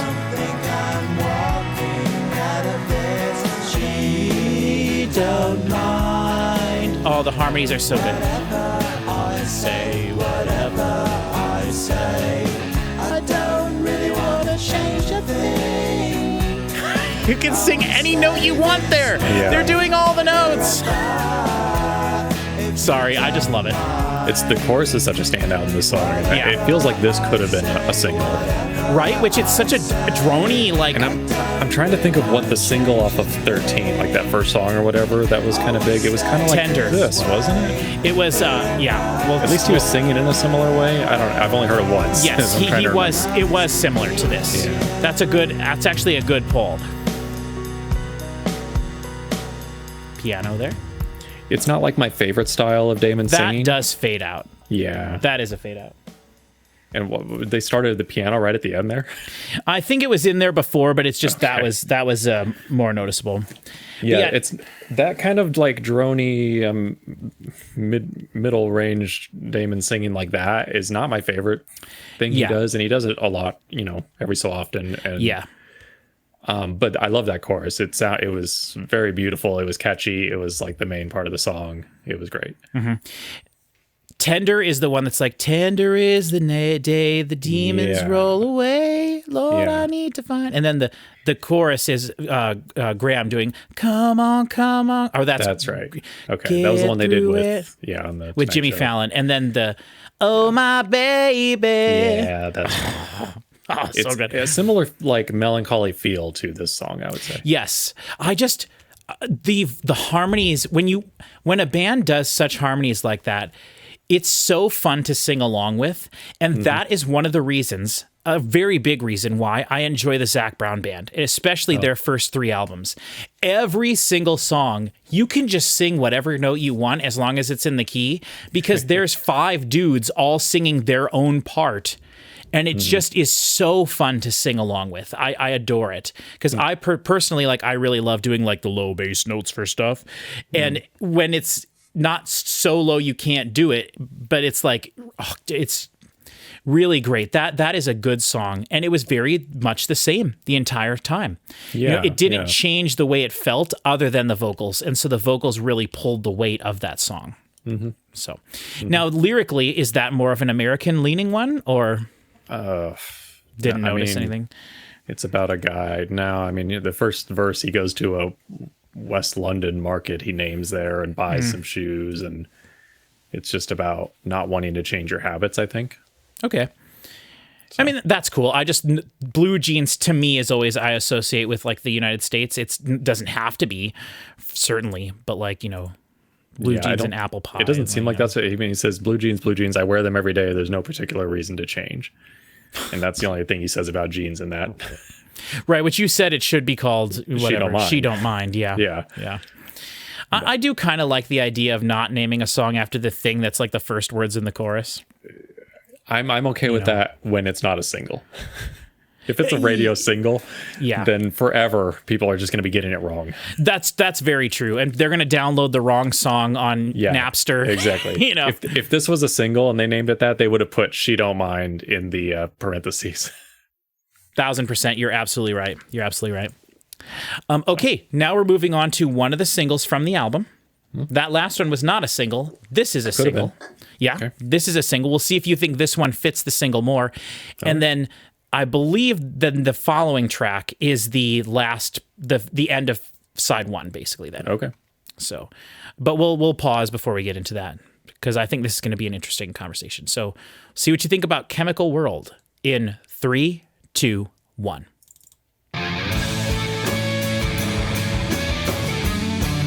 This is one of the 2 songs they went back in and wrote and recorded after they were done with the album because the record label was like, go write more. Girl has had enough of the blues. Takes a bus into the country. Although she got herself rosy cheeks, she didn't leave enough money to pay the rent. The landlord says that she's out in a week. What a shame, she was just getting comfy. Now she's eating chocolate to induce sleep. In a chemical world, it's very, very, very cheap. And I don't know about you, but they're putting the holes in. Yes, it's been a hell of a do. This is a Beatles chorus. Yeah. Putting yes, yes. Not a specific song. It just has that feel. The Peeping Thomas has a very nice view. Oh, the Peeping Thomas. They don't have Peeping Toms over there. No, it's Peeping Thomas. They never speak It's Peeping Thomas. together, so they never get lonely. Feeling led, feeling quite lightheaded. Have to sit down and have some sugary tea. Interestingly enough, Depeche Mode also mentions Peeping Toms in one of their songs. Very, very, very cheap. And I don't know about you, but they're putting the holes in. Yes, yes, it's been a hell of a do. I actually say that every now and then. It's been a hell of a do. I think that's such a cool phrase. Because you know what it means, you know? Sure. But we would never say that in the United States. It was a hell of a do, you know? It was a hell of a do. Good American accent there. Yeah. It was a hell of a do.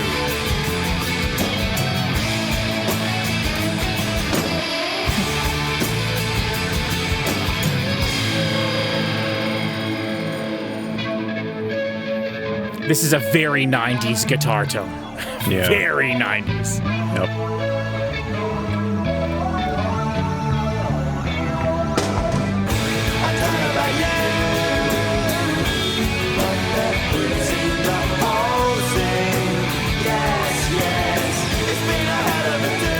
To me, the chorus is kind of made with the yes, yes, like such an important part. I just love how it opens with, I don't know about you. Yeah. You think that's what this song should be called? I don't know about you. Well, they don't always have to do that. But this would probably be called They're Putting the Holes In. Or just yes, yes. Yes. I can't figure out what putting the holes in really means. The Swiss cheese. It's something about consumerism. Oh, maybe it's putting holes inside yourself until they can see right through. That's what he just said. Which I could see actually having pretty deep meaning. Now the guitar is doing the yes, yes. Listen. That's a fade out. Oh. Let me tell you what the genius annotation says for that until you can see right through. Yeah. I guess I'll pause it now. Yeah, I just paused it right away. It's so like not metaphorical. It says, as companies cut more and more corners to make cheap mass-produced goods, there will come a point where you will be so many holes in the product that you can see right through the products for what they are. Oh, unsafe and or unhealthy. So I guess it's kind of. I think that's awesome. Yeah, when I read this the first time, I thought it was like literally just like they're putting so many holes you could see through it. Oh yeah, which is what they're saying, but it does have a double meaning. It has a double meaning, yeah. Supposedly. So how do you feel about that one? That's an interesting one to me. Yeah, I don't know. There's another one where I like the chorus a lot, but I don't know if I like the whole song. That little guitar breakdown in the middle was pretty cool too. I didn't mention it, but yes. So that was one that wasn't included on their greatest hits. Okay. They did not choose to include that one on there, and I understand. Like it's I hated that song at first, and but then once I listened to it enough times that I was like, okay, this has a great chorus. Yeah. And I don't think that song is mixed as good as the rest of the album at all, but it's not trying to achieve the same thing. Okay. It is more of a droney thing. And again, now that we know that that's one of the two songs that the record label sent Damon back into the studio to write a single, that's, and I think that I don't know. I like that. And I don't know about you. Yeah, I love that. I don't know about you. They're putting the holes in. I mean, it's just so good. Yes, yes. It's very catchy. Yeah, and you said Beatles right away as an influence on that one, and I totally get it. So, yeah. Yep. Okay, are you ready for intermission? Yeah. Nah, you ain't ready, but that's all right. Okay. Well, hold on. I'm going to guess. I mean, by Park Life, they were doing the thing where they put one hardcore punk song right in the middle. Okay. Or in there somewhere. So I'm going to say that started here, and that's this. Well, see, that's interesting. I understand why you would suggest that. Yeah. And I'm not saying you're right or wrong, but I feel like we've had that in almost every song. Like we like the influence is there. A lot of the songs on you might not remember because you haven't listened to them, but like a lot of the songs on Park Life and The Great Escape do not have like distorted guitar. Yeah, like at all. There's distorted guitar, but it's like Graham doing like a twiddly dee thing. Very rarely on their 2 albums after this is there like anything that I would remotely say is like intense or heavy at all. Yeah. And every song almost we've listened to, especially that last one, that's like a weighty, like big, just chunky the whole time. Whereas their songs usually feel way more like For Tomorrow, which is space in a song, right? Where it's not just this long droning thing. Yeah. So to me, I feel like this album is a majority almost that style of a thing without being like faster. You know, because they always... I would say so, yeah. And there's been at least a couple songs where even the vocals were kind of yelly and yes, yeah. I forget if it was Advert or whatever the first one we said that was like sounded like a punk song. Yep. And you're thinking of like Bank Holiday too, which is like Bank Holiday, we'll do everyone cheers.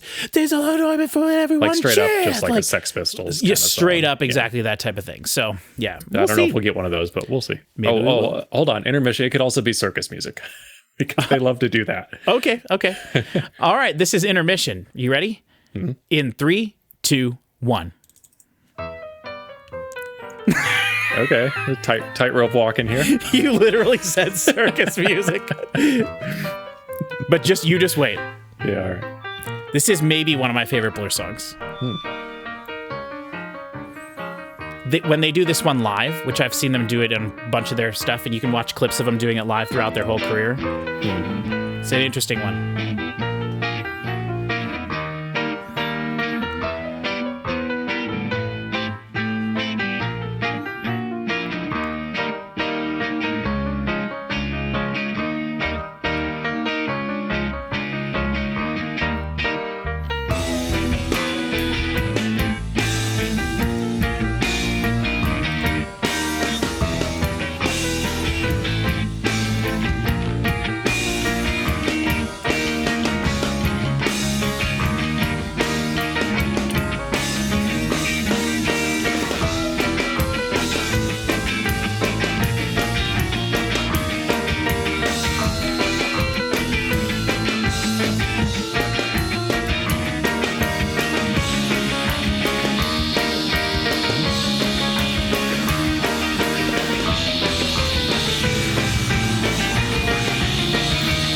That's good.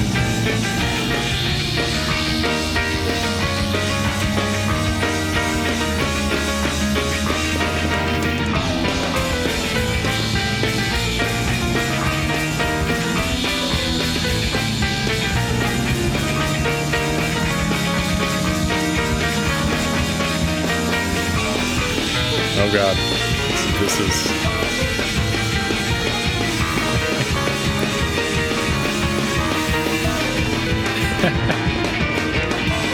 Surely they can.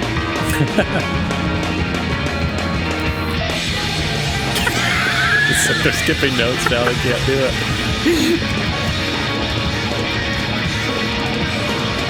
Well, now he's just like. That's great. That would be a fun one to watch live.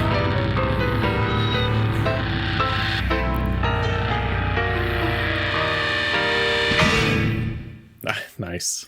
So there's the end of essentially the first half. So oh, that's good. That's good. That's a fun one. I could see them doing that live, and it's like it's almost like it's like a warm up exercise, you know. Yes, seriously, yes. And you're absolutely right. Like when they do it live, they do it for as long as they can, and Damon is just going and Graham is just like laying on the floor, like doing rolling around. And he's got pedals, and he's just like bipping and bopping them with his head, and Alex is just sitting back going, and then David is just like so stupid, and that was like that's a quintessential like Blur live song, and. Oh, so good. I would have been waiting for you to hear that song since we started this because I knew you would love that. That's great. You know, they put that in, and then it's like every other one on on their next 3 albums or whatever is kind of a disappointment compared to that one. Yeah, but It's like they're trying to capture that magic. they do again. different things on, especially on That Park is Life. true. I forget what they did on that one. I can't think of it now with having just heard that, but like they did interesting things like that. Yeah, I did like all those things when I heard them. Yeah, for sure. But This you're one's right. probably the best of those. This is setting the bar really high. Yeah. So, I need to take an intermission really quick too. okay. Yep, that's fine. While we were recording, my sister sent me pictures of my niece.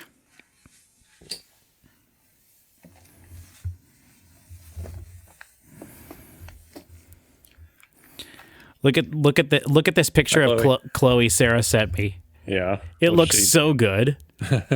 She got a princess dress for her birthday. Okay, so this is another big single. This is Sunday, and short. You'll notice only 2:38. So, all right, this is Sunday in 3, 2, 1.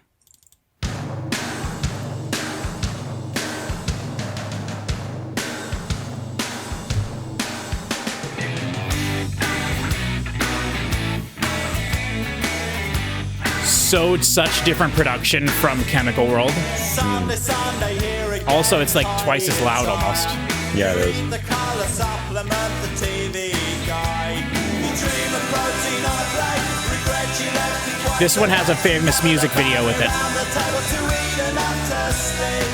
Oh, the Sunday sleep. Sunday, here again. A walk in the park. You meet an old soldier and talk of the past. He fought for us into a war, so the and he knew his Panama. He sings the songs of post every week, but always falls asleep.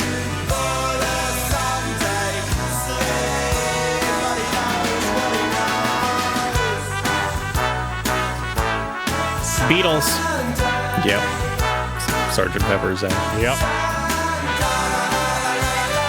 Literally just la la la la la la la la.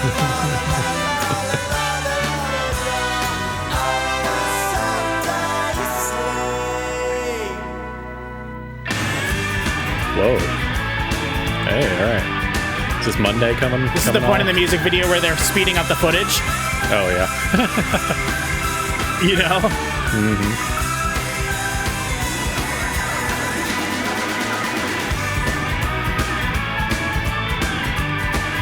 This is a 2 times repeating instrumental section in a song that's 2 minutes and 30 seconds long. Yeah, weird.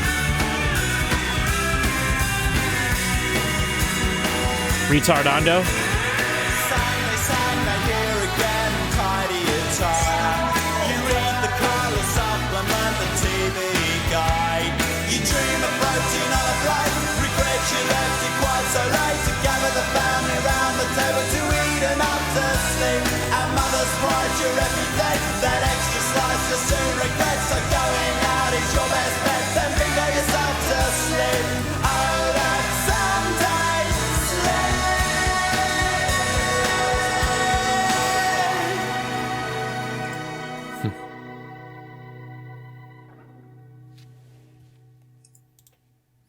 I kind of don't like that one doesn't resolve.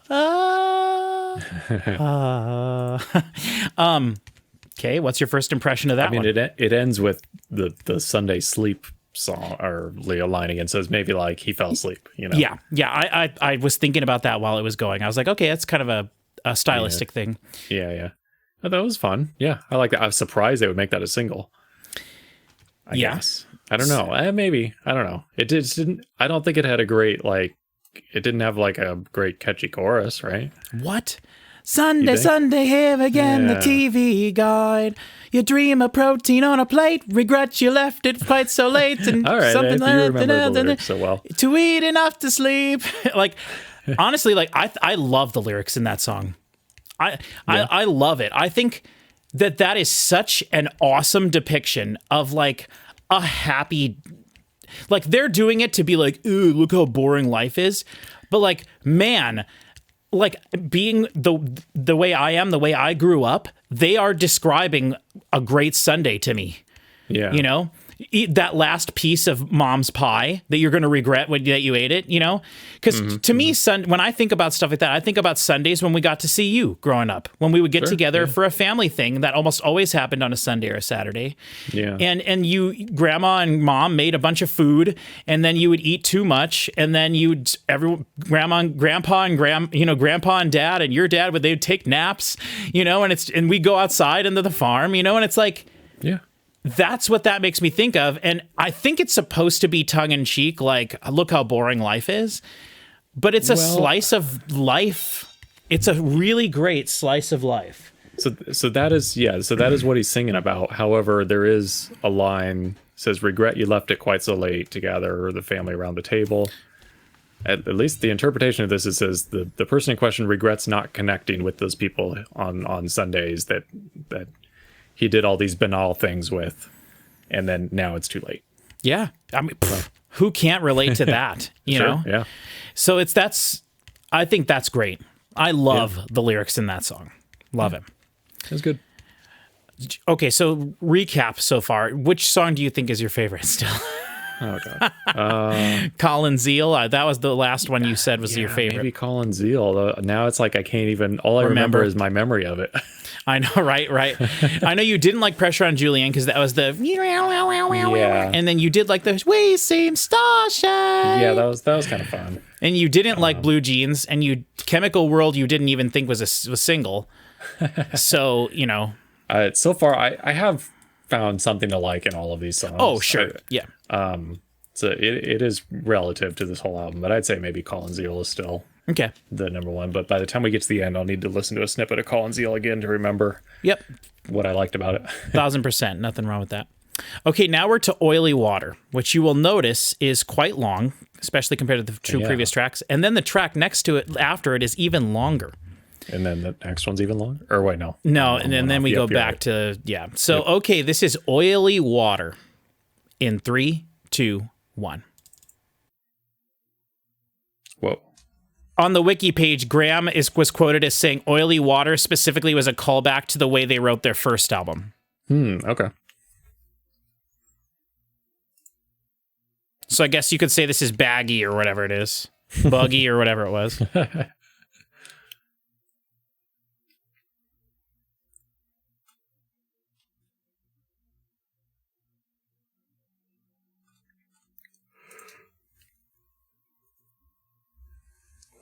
Surely his vocals can't be like this the entire time. This is like part of I Am the Walrus. This is foreshadowing for what is to come. I mean, his vocals are the same as the guitar. Yeah. Although the guitar's now a little more normal. This is also the way Damon insists on singing on every Gorillaz song on the new album too. Like, put the megaphone down, dude, and sing into a microphone.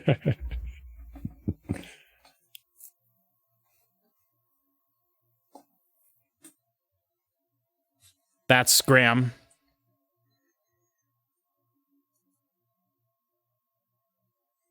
What do you call that kind of distortion where it's like dropping out every millisecond?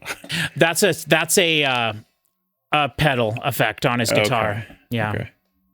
Like a tremolo. It's just like adding some sort of waveform on top of it to... It's like a tremolo. It's making it going... Like any signal you pump through it would go like that. Yeah. Okay. Whoa. You heard that? Yeah, it sounded like my headphones messed up. Okay, that might have been... Maybe that was a dot on the CD or something. Yeah, it could have been. Hopefully that ain't in the actual song. It sounded bad enough that it seemed like a mistake. I will say my CD is like spick and span clean. There's nothing on it, so that's all right. We're not going to dwell on it. We could go listen on Spotify and see if it made it through there and everything, but that's all right. The only reason I'm questioning it is because of all the distortion on this song. You know? No, that was something funky. It was like a digital there. glitch or something. If that's in the actual song, that's one of the worst things I've ever heard. And I mean, like, from an audio perspective, that is super unprofessional. Yeah. I don't think that's in there. You guys can let us know in the comments. Do that work. We don't need to make the video a half hour longer trying to find those files. Yeah.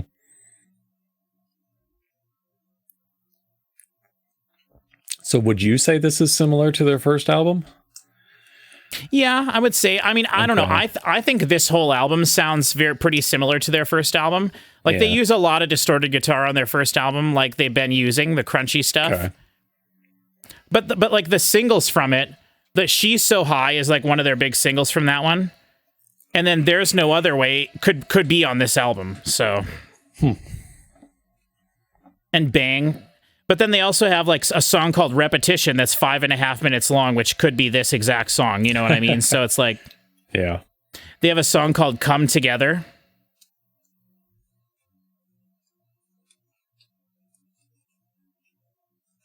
I don't like this at all. This is my least favorite song on the album. I've always thought that. Yeah. So far, it's my least favorite for sure. Yeah. I would say I hate it. I mean, it doesn't. You'd think it would be like abrasive to listen to, but it doesn't sound too bad Yeah. to my ears. But just it's kind of boring. Yeah, compared to the atrocities that are on 13 and like especially 13, this is way Yeah. more palatable. Yeah. So You know, I but don't want I'm- to rag on it too much, but I'm having to shout at you though because it's so It is loud, all encompassing. Yeah, you can tell it's mixed way nicer. Like the drums sound way better. You can tell now that I know that the album was kind of recorded in parts and that they were sent back in the studio to record several things and whatnot. Like, see here, they're panning stuff. This Yeah. is so. I think I mentioned in one of the other videos that this album is like a bridge between their Britpop stuff and their experimental stuff later, their psychedelia stuff Yeah, later. yeah. And it's weird because this comes before the Britpop stuff. You know, it comes way before both of those things. Huh. I mean, to me, this has been like unlistenable for like 2 minutes. I mean, not unlistenable, but like, why would you put this on? Like, why wouldn't you skip this track? You're going to drive around Right. and It's listen to already this? a long album too. Yeah. Like, Not my favorite. It's Not my favorite. Yeah, I don't want to rag on it, but it's not doing a whole lot for me. Yeah, and that was also very like the beginning of the song where you had Damon Albarn doing his like Yeah, I kind of style forgot there was vocals. even lyrics in I it. know, right? And that's exactly what happened on like every song on 13.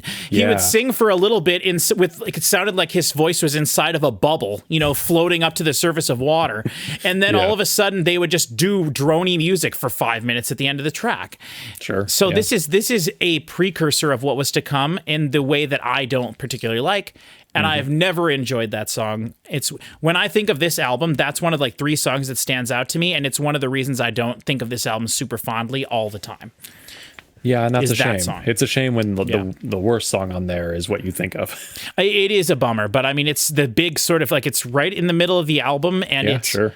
you know, it stands out. I mean, I will remember that song Yeah, later yeah. on. For And it's good like or for I bad. don't want to. Yeah. I want to remember the good ones, you know? Yeah.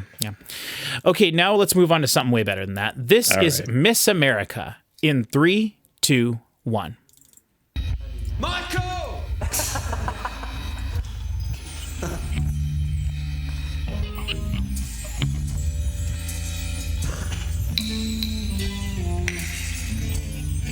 That low drone.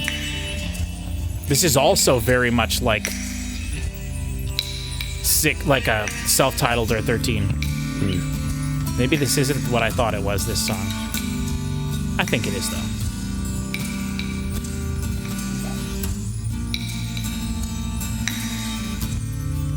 I mean, this is like trip hop. You know, which this was what the year. This is the same year or the year before Portishead's self-titled album or Dummy came out.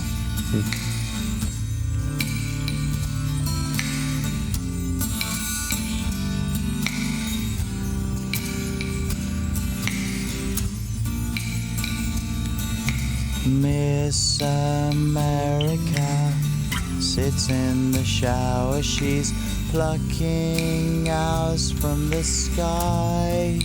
Is that wood block supposed to sound like water dripping? Maybe. Or like pipes? That's actually I've never thought of that, but that's awesome. Yeah. It's definitely very atmospheric, this song. Yeah. I don't mind. And Damon's voice being so this sounds sonically completely different from anything we've heard.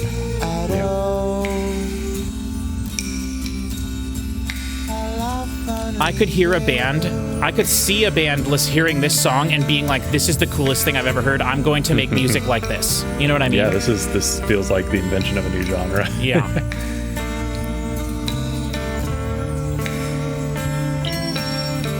Ugh. I don't know what that screechy thing was.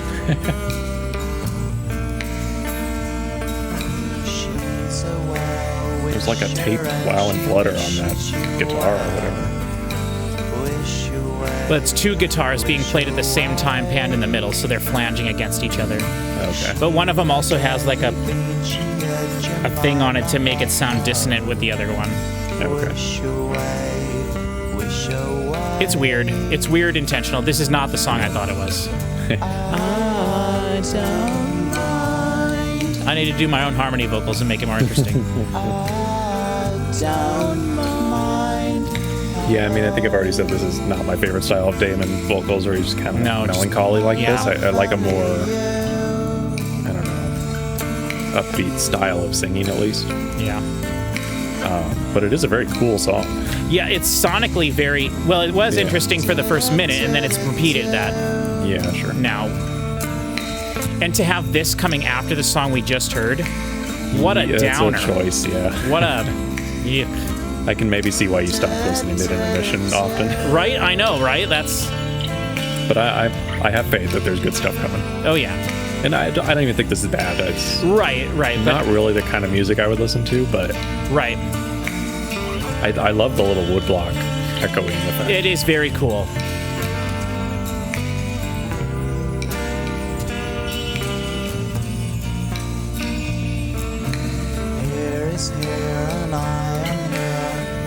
Here is here and I am there. This is drugs. Someone on drugs. Straight up, that's I am the walrus. I am you and you are me and we are all together. Did we listen to I Am the Walrus? Maybe not. I think it might be on Yellow Submarine. Yeah, I was going to say, I think I'm familiar with that one.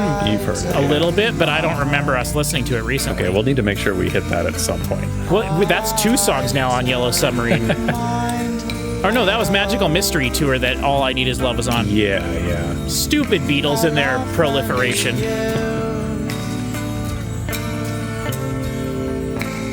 Yeah, feel free to... That was in Magical Mystery Tour as well. Well, there you go. We need to do that one. Yeah.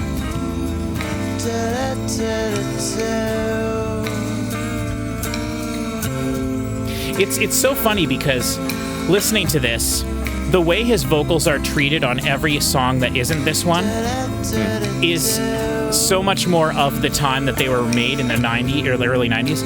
But this is how vocals would sound now. Huh. Dry in the center, like huge sounding. Not huge that way, but just like present. But back then it was right like a novelty in your for face. the song. It was. But the fact that they could even do that tells me like why wasn't more stuff recorded that way? And I think it was. Because this is the antithesis of 80s music with all the sheen and the effects on everything, which there is reverb effects and stuff. But like, surprisingly, the last track did not fade out. This one mercifully is fading out. I think I dislike that song even more than the one before it. So every time there's a fade out too, it's like a 20-second fade out. Yeah, they really are doing the fade outs justice. I go guess. to pause and it's always like 10 seconds left. Yeah. Let's just go right into the next one. Okay. I want to get a good taste in my mouth. Yeah. So, although I thought that's what Miss America was going to be, so I was probably just thinking of Magic America. Magic America. Yeah. Okay. So this is Villa Rosie, in 3, 2, 1.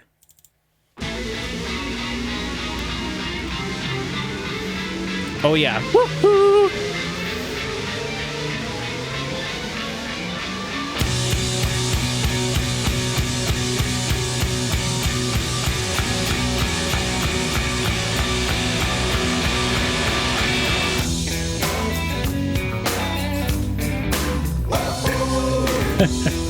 Oh, we're back, baby.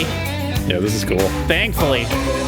Practice doesn't make perfect. when you're interbreeding. Speaking triple, can it get confused with heavy breathing? Mixing drinks at waterholes, get snarled up in the suburbs. Meandering through this and that, you're suspected of fakeness. When work is done, go to Villa Rosie every night. So tasty. Go from a queue at Villa Rosie every night. So tasty.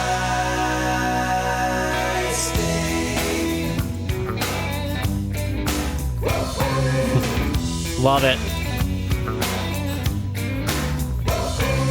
This guitar, I'm almost getting like a Red Hot Chili Peppers kind of a thing. Yeah, that's true. Yes. It's a very Graham Coxon-y type of thing, but I've never associated those two bands, but you are 1,000% right. With the bass in there too. Yes, this is Michael Ferranti or whatever that guy's name is from Red Hot Chili Peppers. And we should say Red Hot Chili Peppers predated Blur. Yeah, I guess that's true. Although at this point they were doing Suck My Kiss, which was not exactly the same type of thing.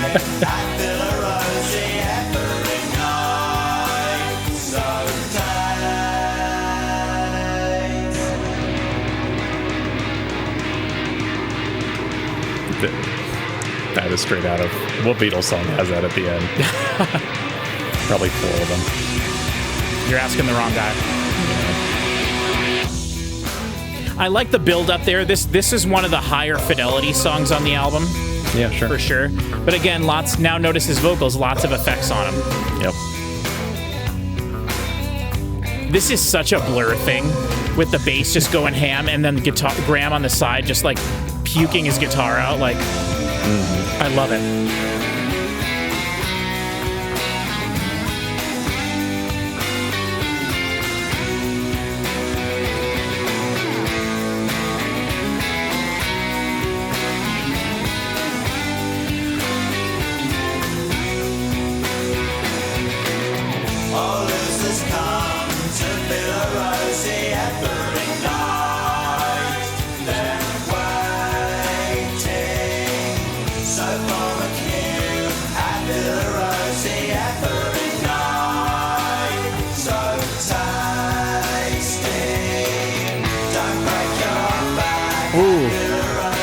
That guitar coming in there.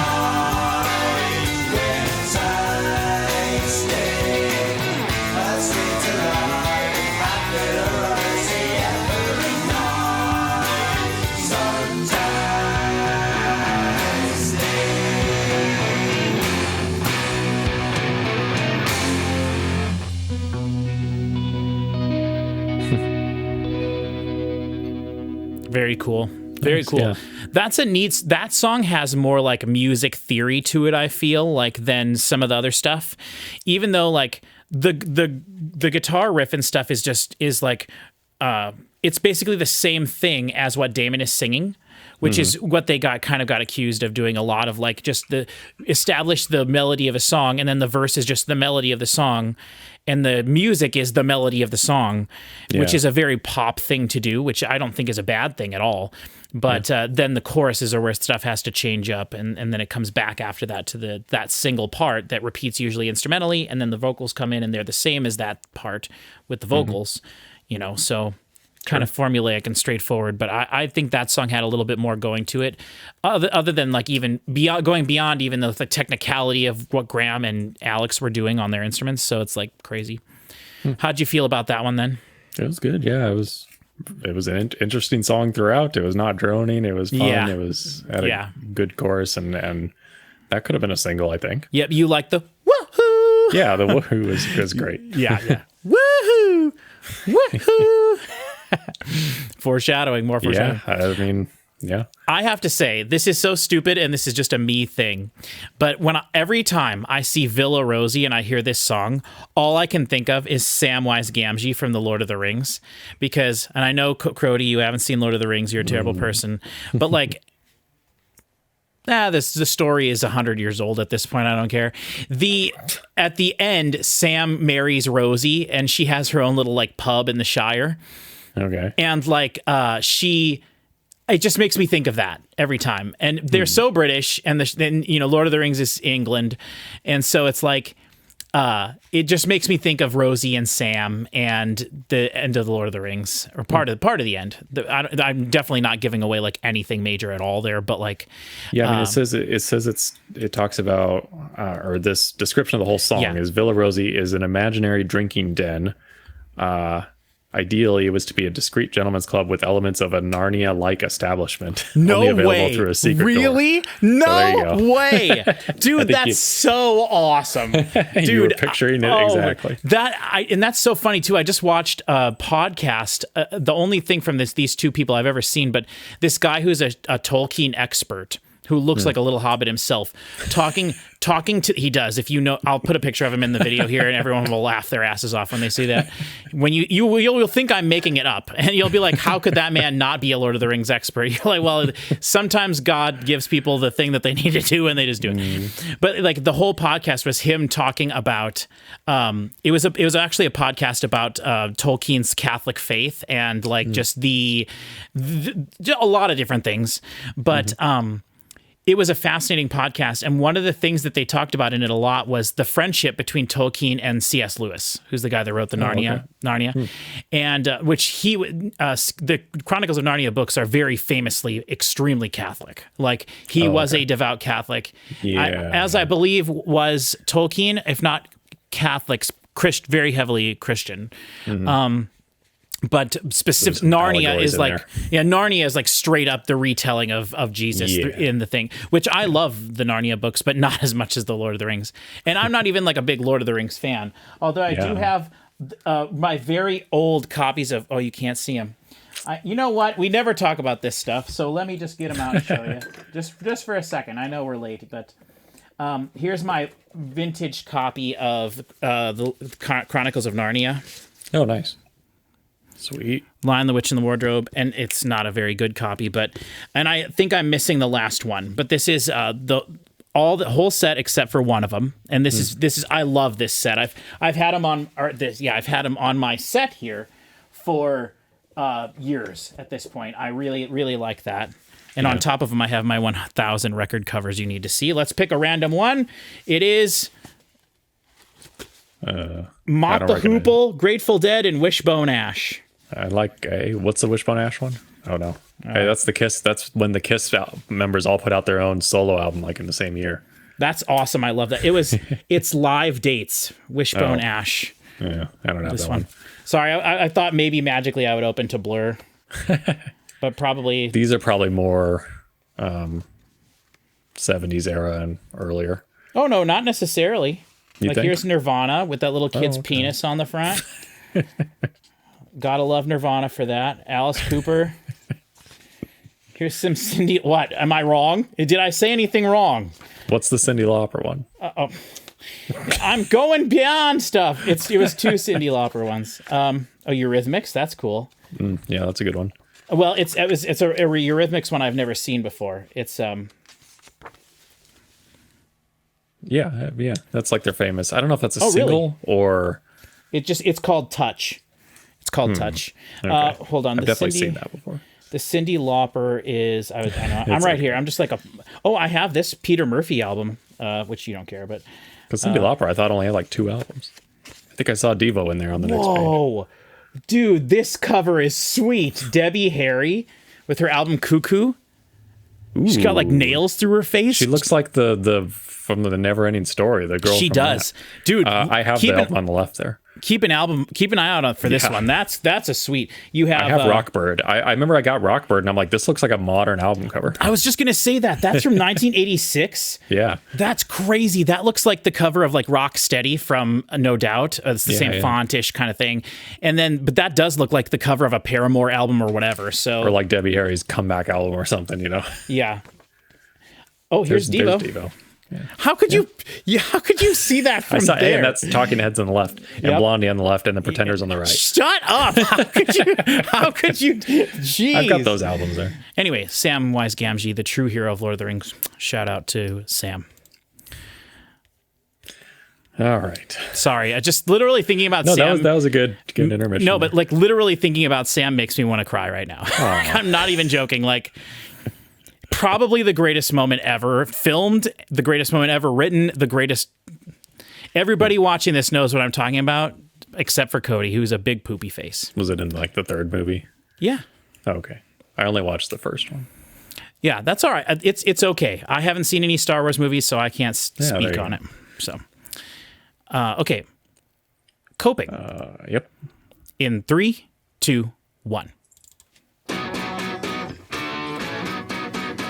Hey, Bank Holiday starts just like this, or something. One of their songs. Yeah.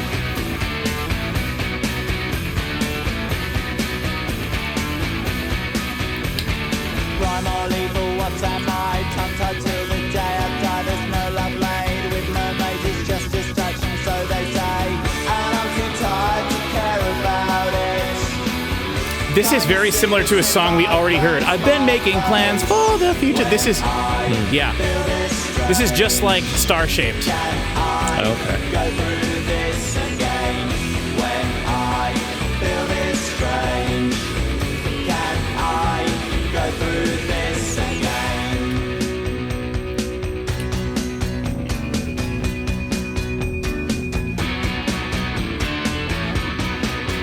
It's a sorry state you're getting. This is so jarring because there's nothing on the right balancing the guitar on the left.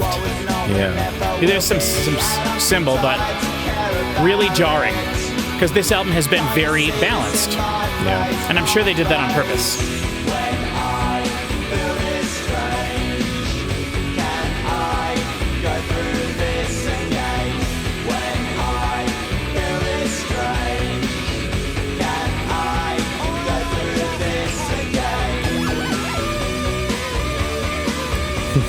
Ghostbusters. Yeah. If that's something a new wave band would put in their Yeah. song.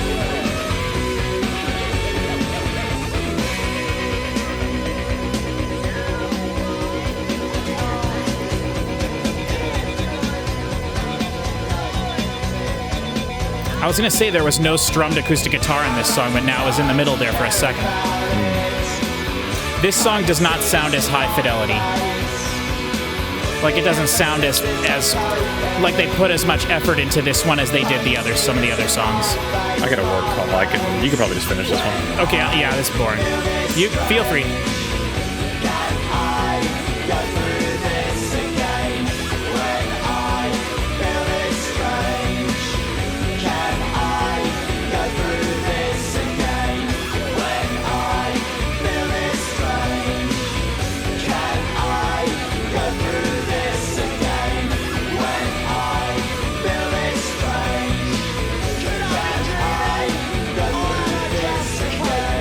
Did you leave this song going? Yep. Okay, I'm on 240, so 245. I guarantee this is going to fade out. La la la la. Maybe it won't.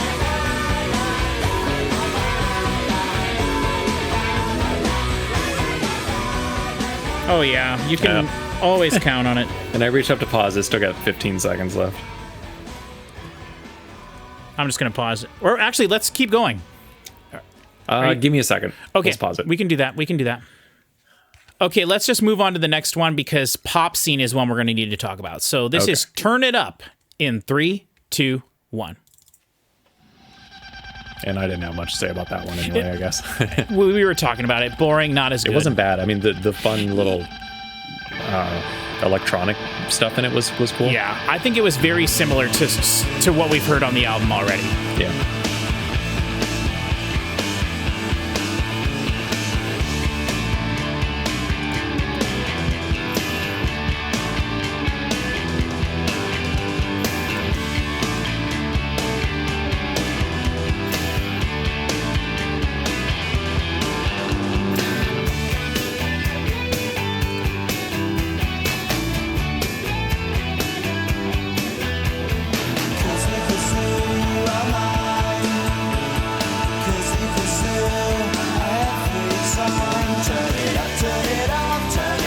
Oh, that's right. I forgot about this one. Okay. Turn it up, turn it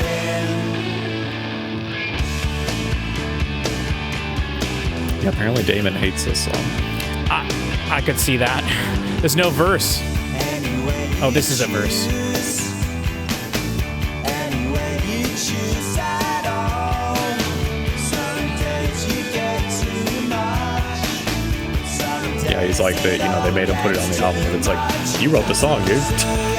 I think he's written thousands of songs I throughout his suppose. life. He's going to be someone where it's like when he dies, like you just keep going to his archives. I don't know if Yeah. he records all this stuff. I think he records And demos demos of and stuff. lots of stuff. Yeah.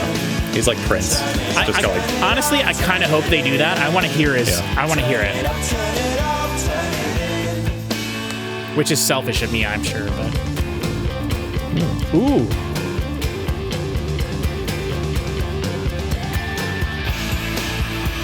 so this is one of the ones for America? Is that right?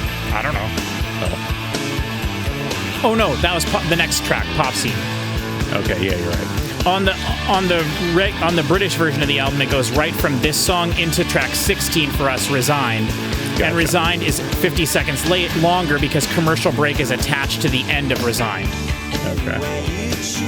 Make sense? Yeah.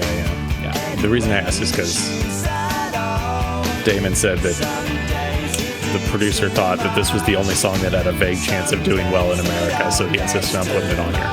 Oh, interesting. I don't really know what's so American about it. Maybe it's a little more traditional, just Maybe 90s we like pop sound. kazoos. I don't know. I mean, it does turn it up, turn it up, It's turn catchy, it in. like, it's catchy enough. Yeah, I it could does. see it being well, a single. this part is catchy. I don't think the rest of the song's not that catchy, but like, And I don't think they released it as a single, so no, huh? it's not going to have a chance of doing well in America then. I don't know. No, yeah. Well, they might have tried. You know, when Yeah, maybe back they in the day, shopped like it I'm around sure or you and you have, like I do, albums. They used to do it with records too, but like they would Samplers. a record label would send we're gonna pause after this one. Yep. They would send a copy of the record to the station, but they would like indicate on the album potential tracks. 6, 3, and 13 or whatever are the ones to Yeah. try, and then radio stations would literally play those songs and see if people requested them. And yeah. that's how grassroots singles started. For the grassroots not grassroots the band, but grassroots movements of Yeah, like yeah. that's how you call into the station. That's how Evanescence got popular, right? As much as they tried to force something else Yeah. onto them, people. It's also how payola worked. Those just paying, just paying stations to play your song. I've never heard of that. I don't even know You've never what heard that of is. payola? No, huh? It was you got to do some research, man. It was a big scandal in the music industry. That's interesting. Yeah, I've literally never heard. I've never heard that. I think there was antitrust court cases and stuff about it. Really? Okay. Back Wow. this is like the 50s and 60s. Interesting. Wow. Yeah. No, I've heard of this term payola, Yeah. but I had no idea that it was Yeah, associated I think there's songs that got to be number one songs just from being forced upon people, essentially. I mean, I just have assumed that they've done that the entire time.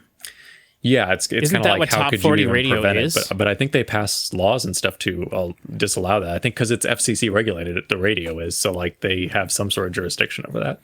I don't believe that for a second at all. I think every Top 40 song is there because they wanted it to be there. There's no way you could convince me otherwise. I'm not an expert on it, but I know it was a big scandal. I know that in early radio. there are songs that organically get to be number one, but come on.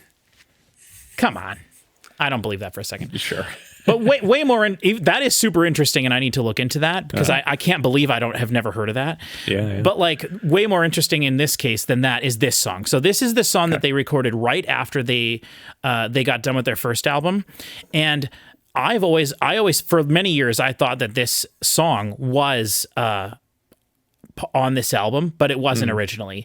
It was a in-between song, and interestingly enough, this is not included on the Popscene is not included on Yeah, I'm glad. I'm glad I remember that. Not included on their best greatest hits, even though I do believe it is a pretty big hit song for them, one of their earlier ones. So this was on the American copy of the album? This is on the American one, which is what we're listening to. Okay. And it had got a really cool music video to it. Which they have the music videos for their first 2 albums are all pretty awesome. Like the ones from Leisure 2 are pretty cool. And I didn't even bring this up, but when they released this album, they released a promo image for the album, and it caught like a bunch of controversy because in the image, there's something to do with British culture, which then became a really negative thing after they released the image. Like, it wasn't because of the image, but it was like a gang-related thing or something to do with a dog or something. I can't remember exactly what it was. It talked about it on the wiki page in that. But like, they after this album, they started releasing these really artsy-looking like pictures for all of their singles. Yeah. And they did it throughout their whole career, and they still do it now. But like, that started because they were releasing promo images for this album, and they care about their artwork a lot, I think, even though almost none of it is like, some of it was made by them, I believe, but I don't know if they're choosing it, but like, they understand the importance of the artwork, I guess. And they released this image, and then if something in the image like offended a bunch of people, and then the second image they released offended people, like, I guess in like a completely different way. And so that was kind of like a controversial thing, I think, at the time, but it was kind of a punk thing for them to do. Like, they were like, I don't think they knew necessarily that was going to happen, but they were like, and then they stuck with that moving forward. They like, I don't. If anyone's interested, look it up on Wikipedia. It's an interesting story. So this is Popscene, and I'm so curious to see what you think of this. Okay. It's going to be the most different sounding production we've heard, and I'm really curious what you think of this. And remember, this is 1992. This song would have come out in 1992. So, okay, this is Popscene in 3, 2, 1.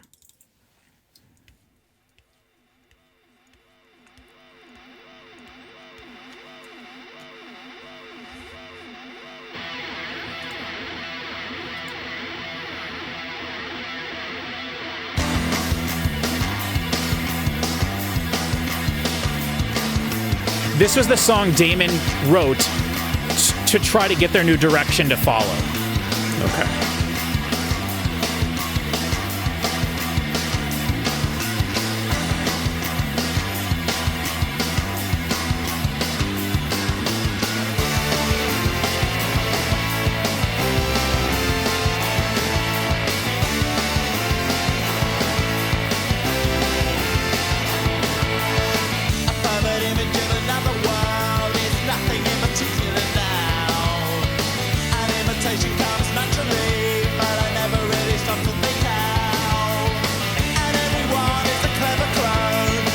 This song is about America, I'm pretty sure. Okay.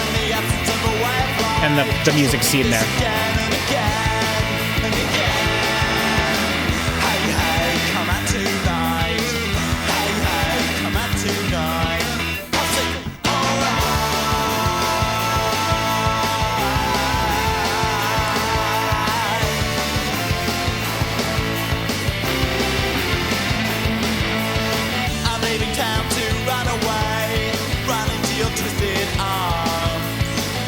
There's no panic there, just dangling your feet in the grass. But like a natural luster now, seems to be losing me friends. I'll just tell you now, I've always associated this song with Song 2. I think it's very similar, so keep that in mind as we listen. Hey, hey, come out tonight. Hey, hey, come out tonight.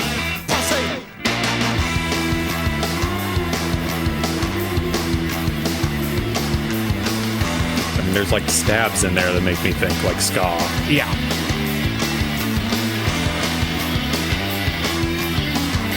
It's interesting that this is considered one of the first Britpop songs, apparently.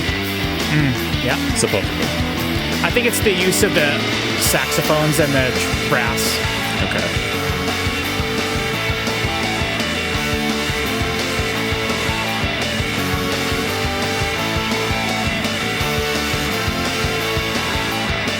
I love that guitar part.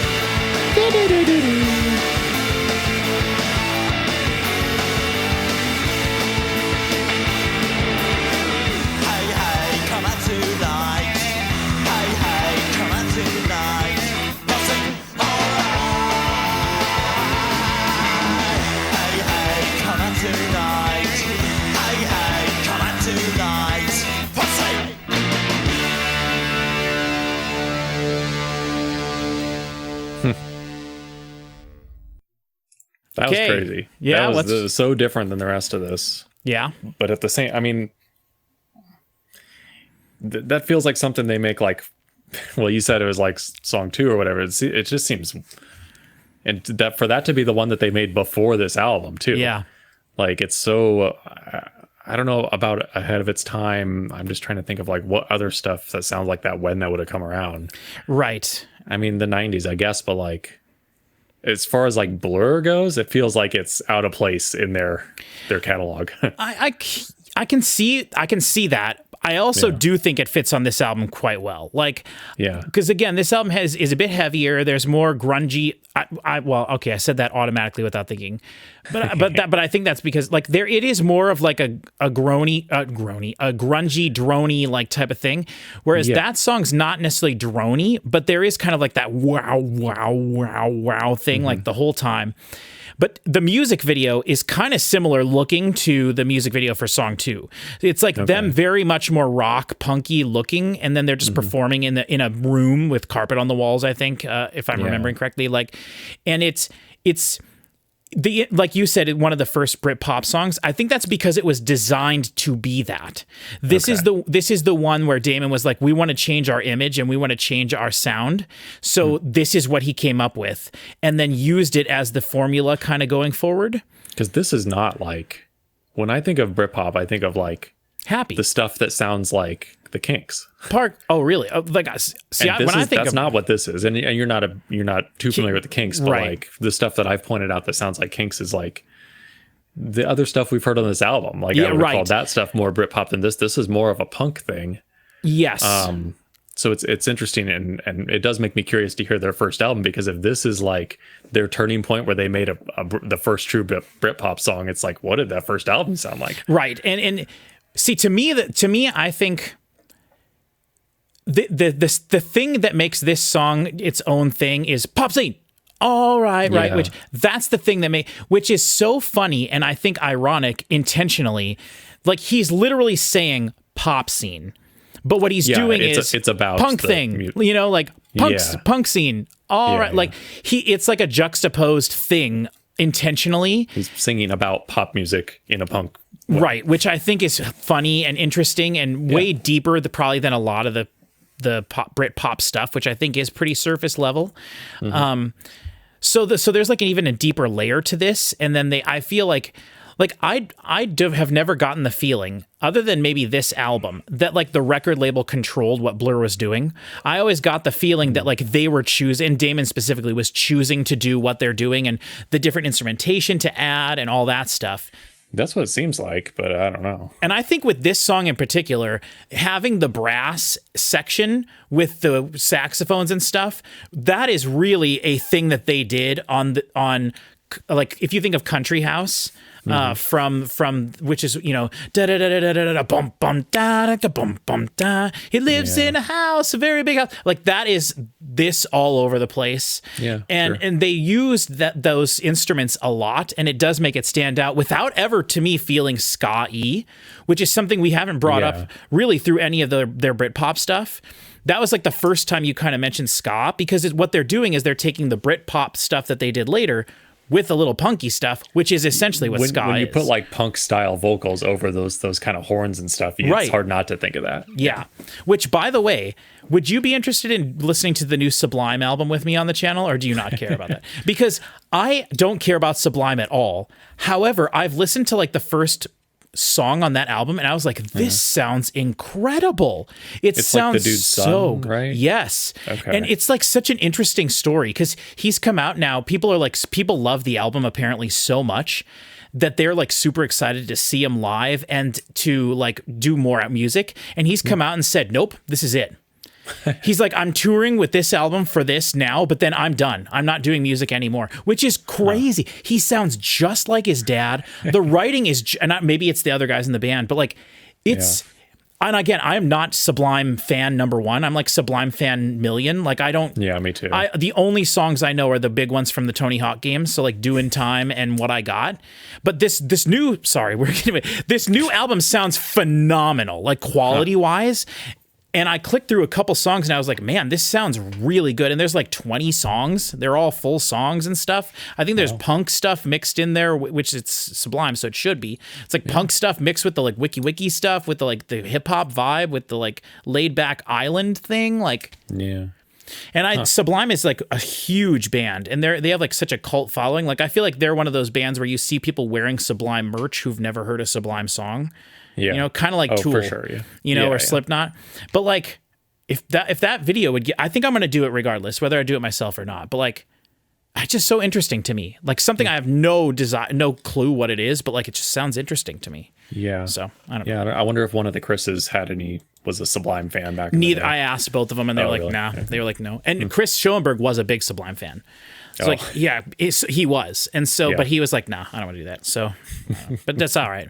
Let us know in the comments if you want me to do that, because I probably won't do it soon. So, but all right, sorry. Anyway, okay, now we're to the track that is officially the final track on the album.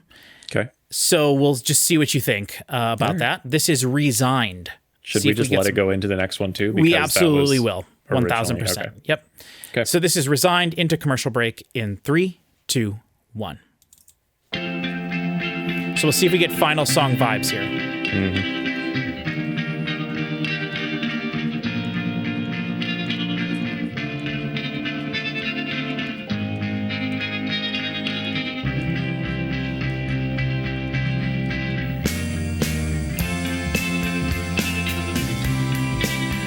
Ooh.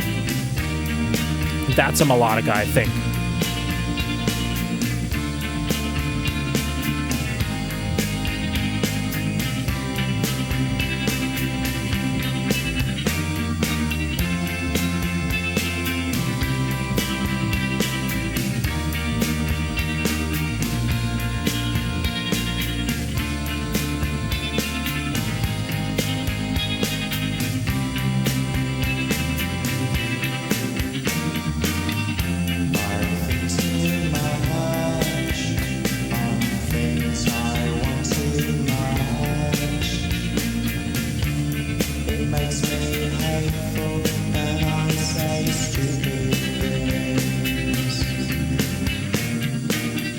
Yeah, the lyrics might be interesting to look up on this one.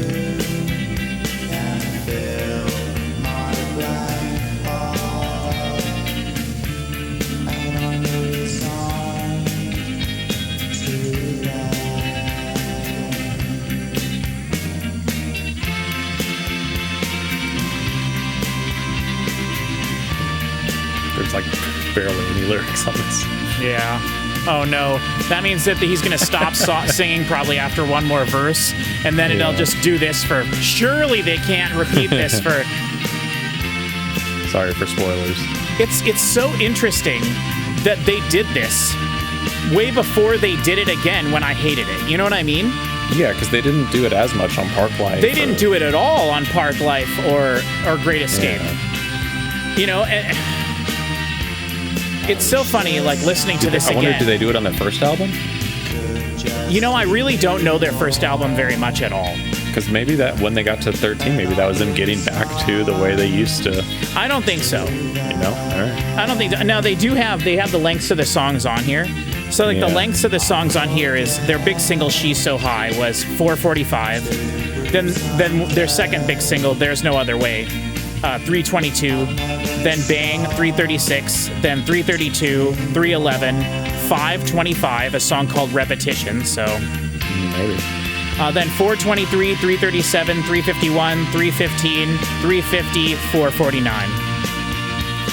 So kind of similar to the lengths of stuff on this album.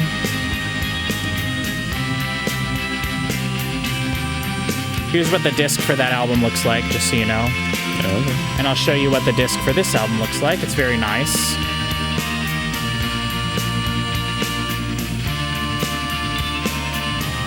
Since we got nothing to listen to here that's interesting. The only other thing that they did on here that's kind of interesting is they put this little note down here, and it says, "Friends, you know who you are. You know who you are. You know we're grateful." So that's their thank yous. Okay. And then on the deluxe edition, the 2012 edition. That's what they put on the inside. That like corn or whatever that image is, and then that thanks friends. Yeah.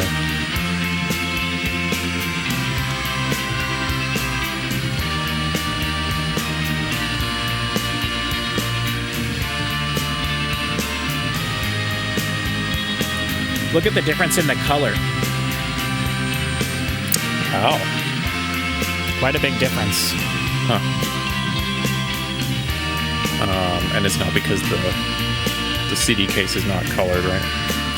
It could be the printing, but I don't think so. The whole thing doesn't have more yellow in it. But the jewel case, though, is not. Doesn't have a tint. No, right? no. Okay. Nope. No, I generally try to keep my jewel cases pretty good, except for this one, which got some schmutz on it. Well, but sometimes they put it in like a green case or whatever, you know. Oh yeah, but that's pretty rare. Usually, Yeah. if you ever see that, it's because someone took it out of the original case and put it in one eventually at some point. I don't know of any albums that were released that way, with the exception of Elvis Costello. Released a couple of albums that were different colors I think I have one of those, yeah. in the 90s, yeah.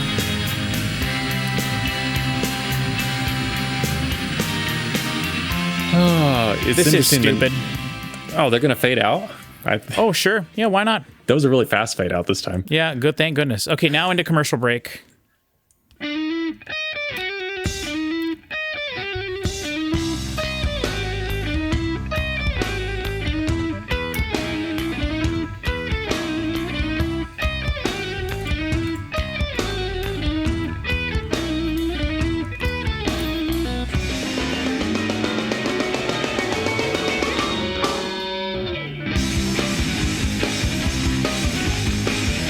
Cool.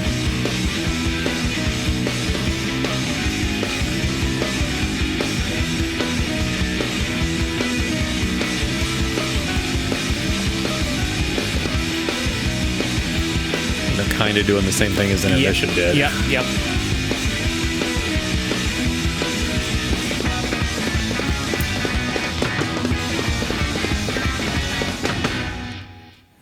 One thing I will say about that's fun to me is the fact that it's 56 seconds long, because if you make music for advertisements, Yeah.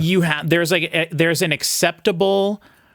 You have acceptable amount of wiggle room to make something be a minute long. And generally it's within like a second or 2 seconds. But the furthest you can absolutely stretch that window would be 56 minutes to like a minute and 2 seconds to have a minute long commercial. Yeah. But generally you got to be like 59 point whatever seconds. But I think it's interesting and it's funny, and they call it commercial break. So I mean, it's Sure, yeah. and they have a song called Advert earlier, and Yeah, I was gonna wonder: is commercial America? Do we say commercials in America? And then, I mean, obviously we have advertisements too, but I feel like I hear advert. yeah, they more call them in adverts. England. They don't Yeah. they don't call them commercials. Okay, Yeah, so yeah. there's something there. Yep. Okay, we don't need to talk about that. It's boring as hell. So let's go down to maybe my second favorite song on the album, When the Cows Come Home. Now, before we get into this, I want to bring an idea up to you we haven't talked about yet, and I've had this thought for quite a while, but now that I'm familiar with the Beatles and Paul McCartney and the Paul McCartney song, right?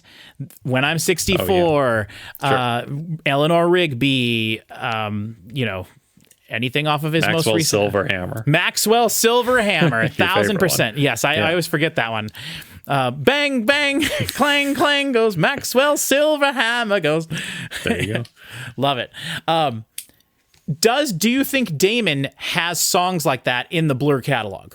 Where it's like, now I feel like, well, what's your thought on that?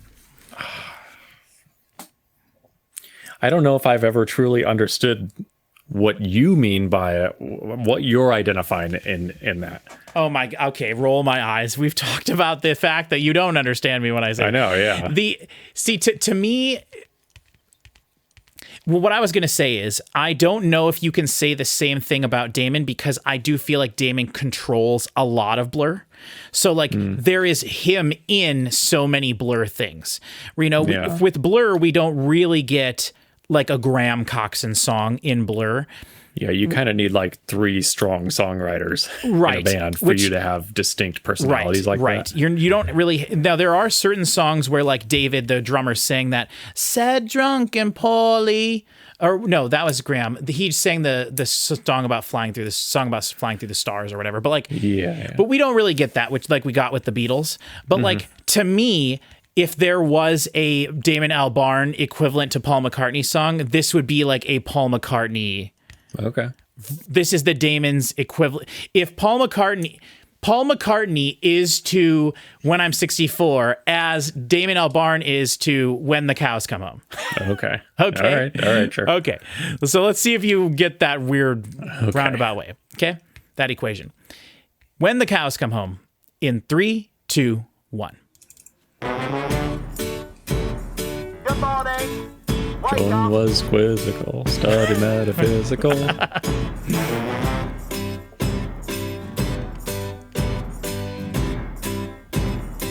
Is that a harpsichord they're pounding on? Wake up with No, I think it's just piano. Okay. Oh, on the left, you mean? I think that's a guitar. No, on the right. It's just kind of jangly. Yeah, on the right's a piano. Pills down your health guarantee. Vitamin pills, love it. A kiss and cuddle This sounds with fantastic, by the way. Yeah. lucky In the same way that When girl. I'm 64 sounds better than anything else on that album. Get fed and watered, makes your head curl. And when the day draws in, you put on a record, put on something gentle, and wait for the cows to come home. This is perhaps the most like close to Sgt. Pepper you'll get on any of these songs so far. Yeah? Okay. I'd say. So maybe you kind of get what I'm saying, I guess. Yeah, I don't yeah. know. I mean, this has no... The other guys aren't really here. Yeah. This is guest musicians featuring on the song entirely, pretty much. Sure. Now, Graham is still doing some funky stuff in this. But, like, there's no bass guitar in this. And the drums are not a drummer drumming. Yeah. And I want to point out to you, too, I've always loved this. So this song is not listed on the track listing. It goes to track 17. And tracks 8, Intermission, and track 17, Commercial Break, are in red.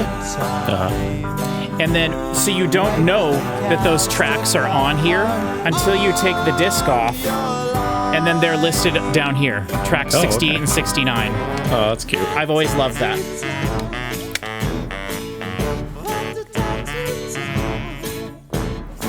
And and for those that are wondering, Patrick sent me 70 WAV files I did. I sent him 70 WAV files. just in case we wanted all the silent ones. Well, I just ripped the CD and put it in a Yeah, folder yeah. and sent it to you. But like, I thought that was kind of funny. I got a chuckle out of it. I was like, I could take these out, but why? Why? Why not use up my space in my Google Drive? There you go, man.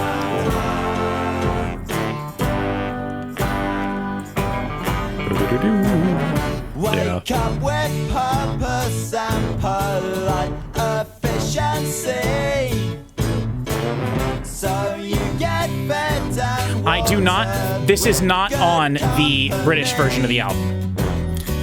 Neither of these songs, huh? I don't think so. I think the British version of the album just ends at track 16 You go into one's time, or 15. but once it was a good time.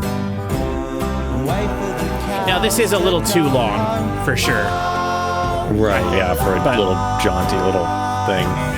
but it's a full song and I'm glad it's there. Sure. Ooh, bass is in there now, by the way, along with some clavichord or weird something. noises. Yeah, I don't know what the instrument that is. I think that's a bass. That is just the bass. Yeah, There's whistles. I guess so, right? They start whistling at the end. They added a US exclusive fade out. Yeah. Oh yeah. Well, we'll see. We still got one track. You want to just keep it going?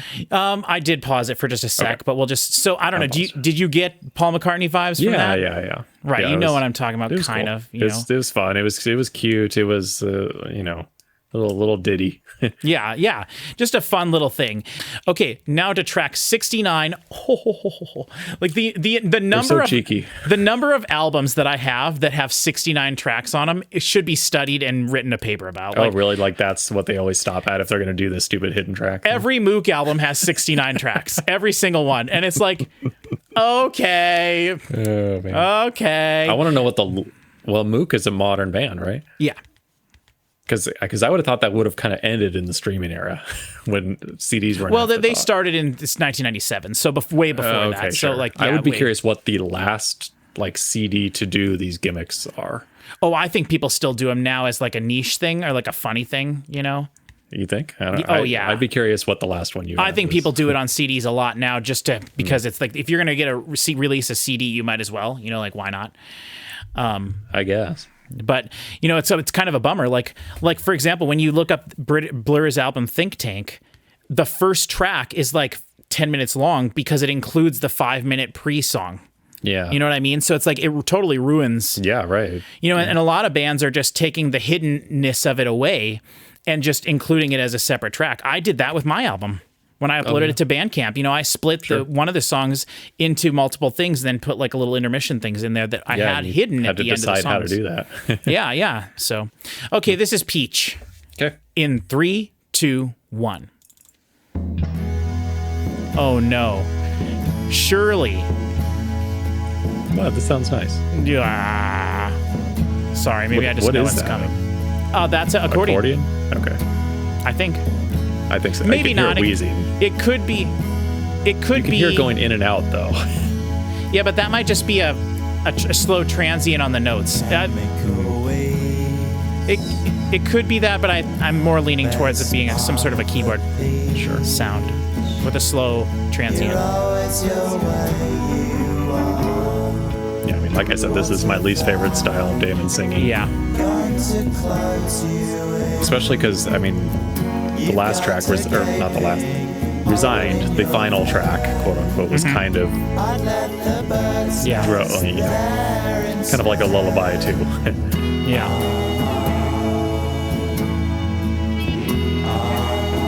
I'm glad When the Cows Came Home where it was in there, though. I agree. I kind of wish that was the last one instead of this, but I understand. You know? Yeah, I think it would have been perfect if When the Cows Came Home was the final, it's basically like the Beatles with the Her Majesty, they have that little Her Majesty's thing at the end of Abbey Road. Yeah, at the end of the medley. Yeah, yes. But it was a hidden track as well. Yeah.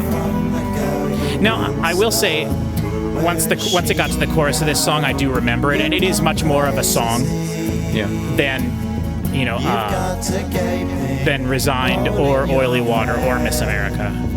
But this is way closer to Miss America with the, like, droning thing in the back. Yeah, and Resigned really didn't have many vocals. It seems like this has vocals the whole time. So yeah, I hope so. That's something. Yeah. I would have liked this one in place of Resigned, and then having When the Cows Come Home as just the only bonus track. Yep, I agree. I agree with that. Because this is a good final track. So yes. I guess that's probably why they put it as the second final track. Yeah, the final track. Yeah. But you got to sit through.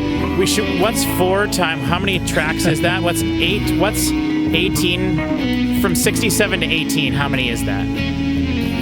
49? From 68 to 17 is from 18 to 67. Yeah. Wow. That's 49, right?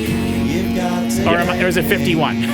It's 49 or 59. 49. 49? Times 4 seconds. Okay, so what's 49 times 4? Minutes. Like 3 minutes or something. Yeah, so you got to sit there in bed while you're listening to this. Yeah, or like click, click, click, click, click, click, click. Well, yeah, you never do that. But like this is a you're falling asleep and then you wake up because do-do-do-do. Yeah. So like in that regard, that respect, I enjoy that. But and I do like this song. I do. Yeah, I actually do like it. I don't know whether it does or not, but I'm willing to bet everything I own that this fades out. I think this is a great final track. I agree. I like that guitar. Whoa, it's like a record skipping. Yep. But I think they're performing it that way. Yeah, because it's slowing down too, right? Yeah, you can hear the humanness to it. That's really cool then. What a cool final track then. Yeah, because I can't hear like the cut every time. Oh yeah, that last drum was way different. That was so cool. it didn't fade out. Yeah, I take it back. I like that song quite a bit.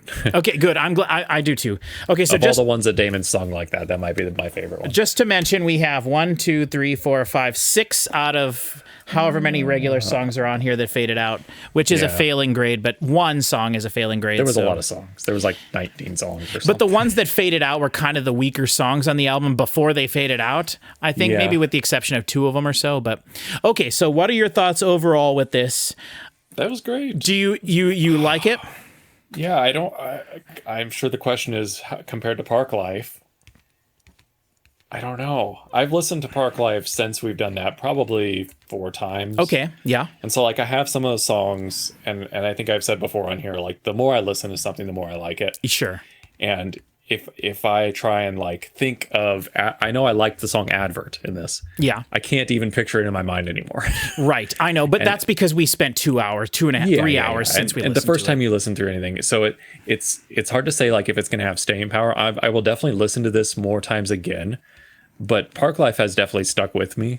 And I mean, even just the single Park Life, I think is I probably like that song better than any of the songs on here. Well, in Park Life, Girls and Boys, which is their big song from that album. And I think that's a good one.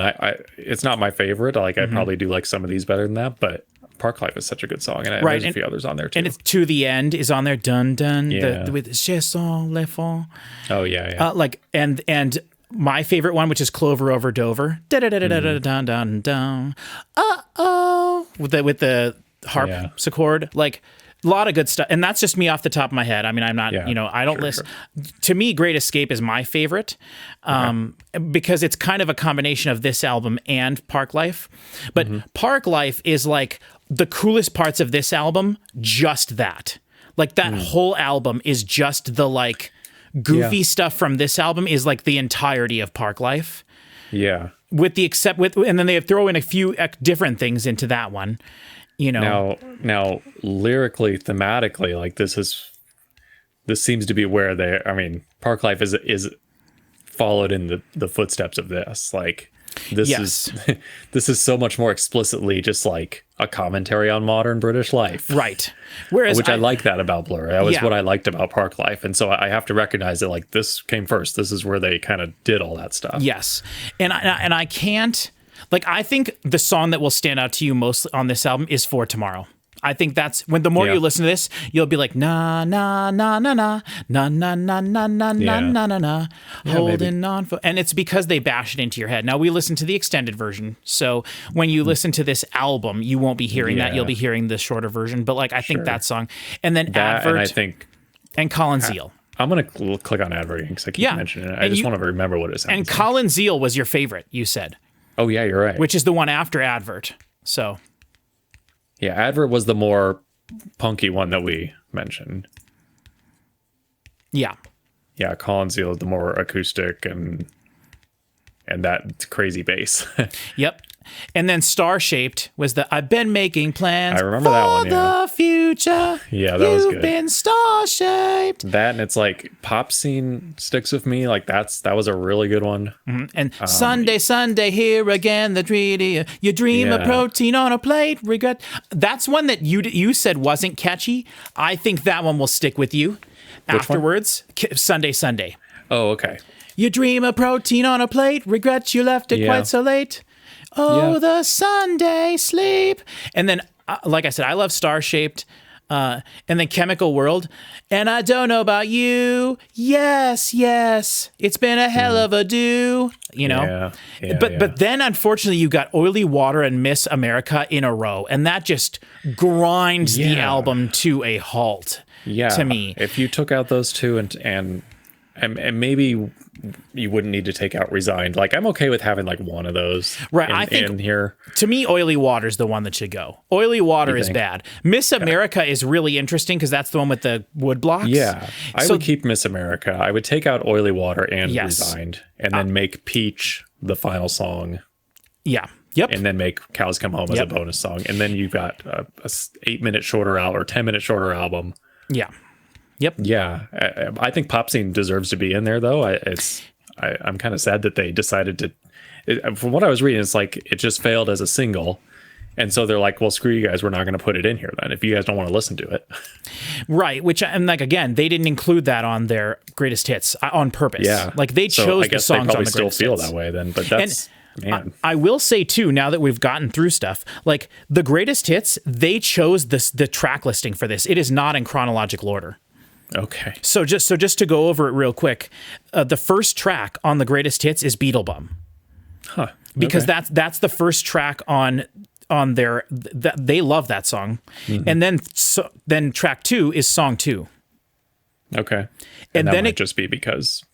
and then it goes of from the name. there to There's No Other Way, which is their single from their first album. Oh, okay. Yeah. So you haven't heard that one. That's the only one on here you haven't heard, I guess, other than She's So High. But But you know the way their albums are put together, though, like I don't know that I would want it chronologically. I kind of like when it flows from like you got a punk song here and then you got a long. that's kind of what I'm saying. Like, I think Yeah. the track listing of this is literally warrants a conversation by itself. Yeah, it's the same way know? they sequence their albums. Yeah, for sure. Because then they have the Universal, which is the string one. Da da dun dun da da da da da da da dun dun. Which albums? That's off of Charmless Man, or that's off of Great Escape. Okay. And then is Coffee and TV, which is the one that, Oh, yeah. that Graham sings. Yep. Then is Park Life. Then is End of a Century, both from Park Life. End of a Century is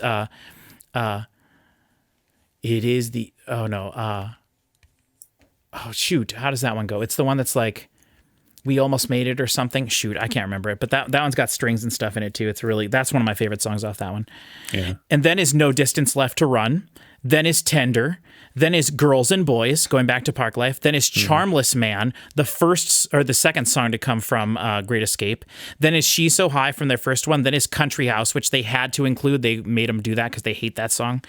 Then is To the End. Then is On Your Own. Then is This Is a Low. Then is For Tomorrow from this album, the only one from this album on there. Wow. Right, I think. Trying This to think of Sunday. Yeah. Sunday. That's not on there. no, Oh, that wasn't a single. no Sunday is not on here. It was a single. Oh, okay. There was like that- 4 singles on this, and I don't. Yeah, but no Popscene, right? no Popscene and no Chemical World. Okay. And Just For Tomorrow is the only one. And then the final track on here is one that they made just for this, called Music Is My Radar. And we have had people request that we listen to that song before we listen to Think Tank. Okay. So What year was that album out? this is 2000. So this is Okay. right after 13 and after they broke up, and they were like, the record label had obligations to release more music. So Yeah. they released this, and then they, because at that point people knew that I think that Graham had left. No, Graham didn't leave the band till 2003 when they were recording their next album, because he's on one of the songs on there. But okay. So I don't know how, I think guess so. So in their, just judging by that, like in their catalog, it seems like maybe they're not too happy with this album, with how it was put together. I don't think so. And if you know how it was put together, like we were reading, Yeah. it makes total sense that they would. Sure. So did And- they switch record labels at some point?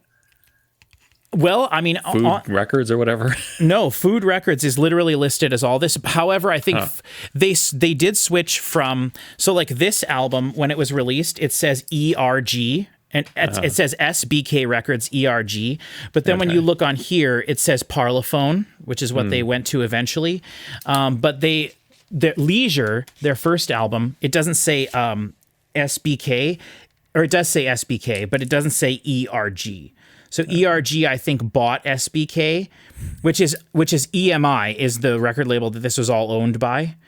Which is why they have that song BLUREMI off of 13. BLUREMI. That's a cool one. Yeah. Yeah, I mean, I guess the record label probably left them alone after Park Life got huge, right? I They're think like, so. Oh, they're doing something Yeah. right. We're not going to try and force them to be grunge or Well, and force I them think to do this album they made him shut up. This album, because this was a hit, right? It was, yes, it was, and then they didn't like it for a while, and yes, but the first album was too. Oh, okay. Like their first album was a pretty big hit for a first time band. But they had like a backlash, and then they had a crappy tour in America that they're off. And so they decided they wanted to change their image and their style. I think it was more about their image and the way they presented themselves. And their first album is not really about the British life. Okay. So it sounds to me like we probably should just do their first album, because I think you would be interested enough in that. And that's the one I've listened to by far the least, other than the Magic Whip. But I've had 10 years to sit with Leisure more. But yeah, that'd be a fun one to do. We probably should do and I'm that sure one. It's not bad. Oh, it's not bad. No. And and the song "There's No Other Way" is literally could have been on this album. I hate the song "She's So High." I hate that song. So I wonder if I know it. Yeah, I'm curious. I would curious if you know that one, or "There's No Other Way," because "There's No Other Way" was a pretty big song for him too. But so overall, I guess I'd say I would put Park Life above this. And then what came after Park Life? The Great Escape. The Great Escape. I need to listen to that again, because I did like it, and I just don't. That one's got a lot more like goofy synths on it, which is the reason I like it more. And I like that too, but yeah, I need to listen to that one and this one, and kind of I need to just put them in my playlist and kind of let them simmer for a while. Well, you can't now. And now I can, and maybe by the time that we record the next video, I'll have more to say about them for sure in relation to each other. Yeah, I would love it if you would. I don't think you would be able to definitively do it, because I know you like to have time with stuff, but you can be in my discography ranking video for Blur when I do that eventually. I mean, we can wait a year if we want to before we do that. But like once we're done with Blur, you can listen to any of this stuff after we're done listening to it, but I do think you need to listen to, like you just said, this album and Great Escape more. Yeah. I personally thought that you would like this album the most out of all of them, because I thought the kinksiness to me, without knowing the Kinks, I was thinking all the more distorted guitar and the heaviness of this album would be what the Kinks aspect was to you. So that's not what I think of when I think of their Kinks influence. Which is what you said, and so that kind of threw me off. Now, I guess if you're thinking like You Really Got Me and like those songs, like they did use distorted guitar and that stuff, but like this album here is not like that at all. It makes me think that we should do some Kinks sometime. Oh, I definitely I've said that before, but yeah, I want to do that. I definitely want to do that. It would be interesting to maybe do something like that before we do, before we finish Blur.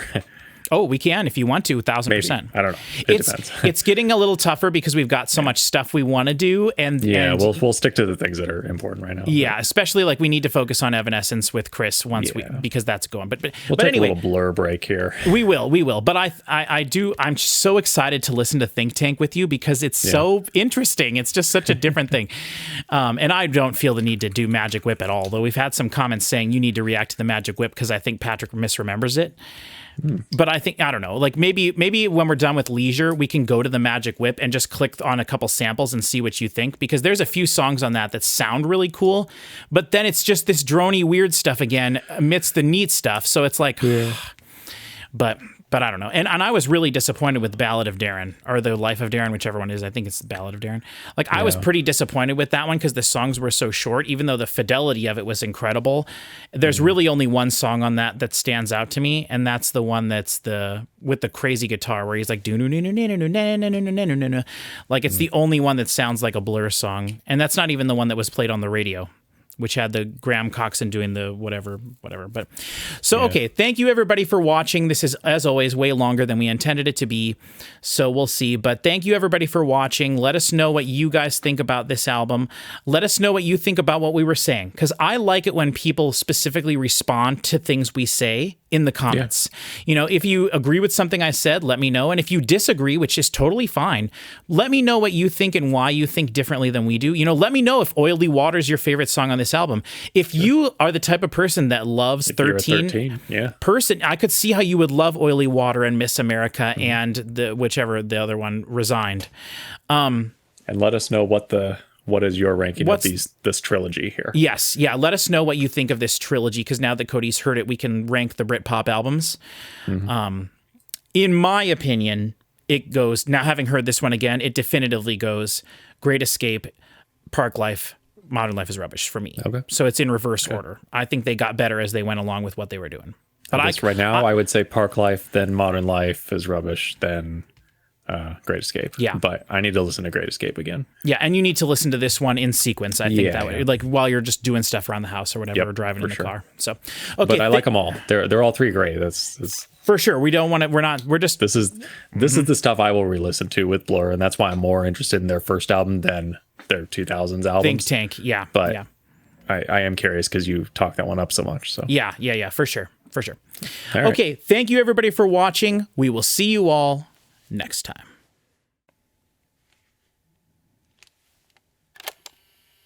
As the whole world is celebrating how wonderful the United States actually Hold on, I screwed it up. Oh no. Today, as the whole world album that was made by a band whose I wanted to members do this to hated get the your United reaction, States and it's so over. much they wanted to make the That's pretty most great. British No, it's not. album possible.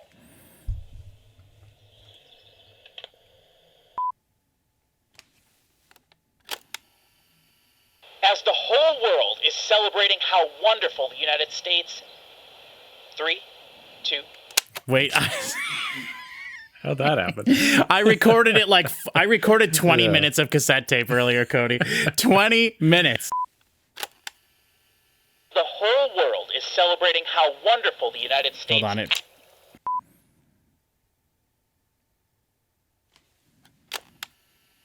As the whole world is celebrating how wonderful Nope. the United States. 3, 2. Today, as the whole world I can't do is that. I can't do it. Okay.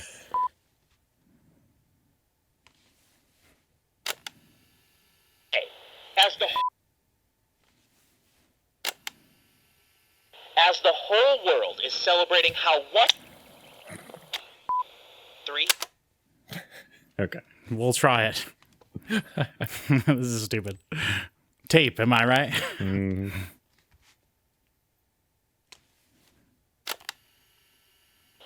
Today, as the whole world is celebrating how wonderful the United States. 3. Mm. You should have listed the take numbers on there. So All you right, could know I which need number a it cue was. sheet. Oh my Yeah. god. Okay. This is good blooper content. Oh, it's so You stupid. could just hold it and then cut the video. I don't you want to could just do hold that. it I there. want to You wanna lift raise it up. I All want to right, lift it up and unveil.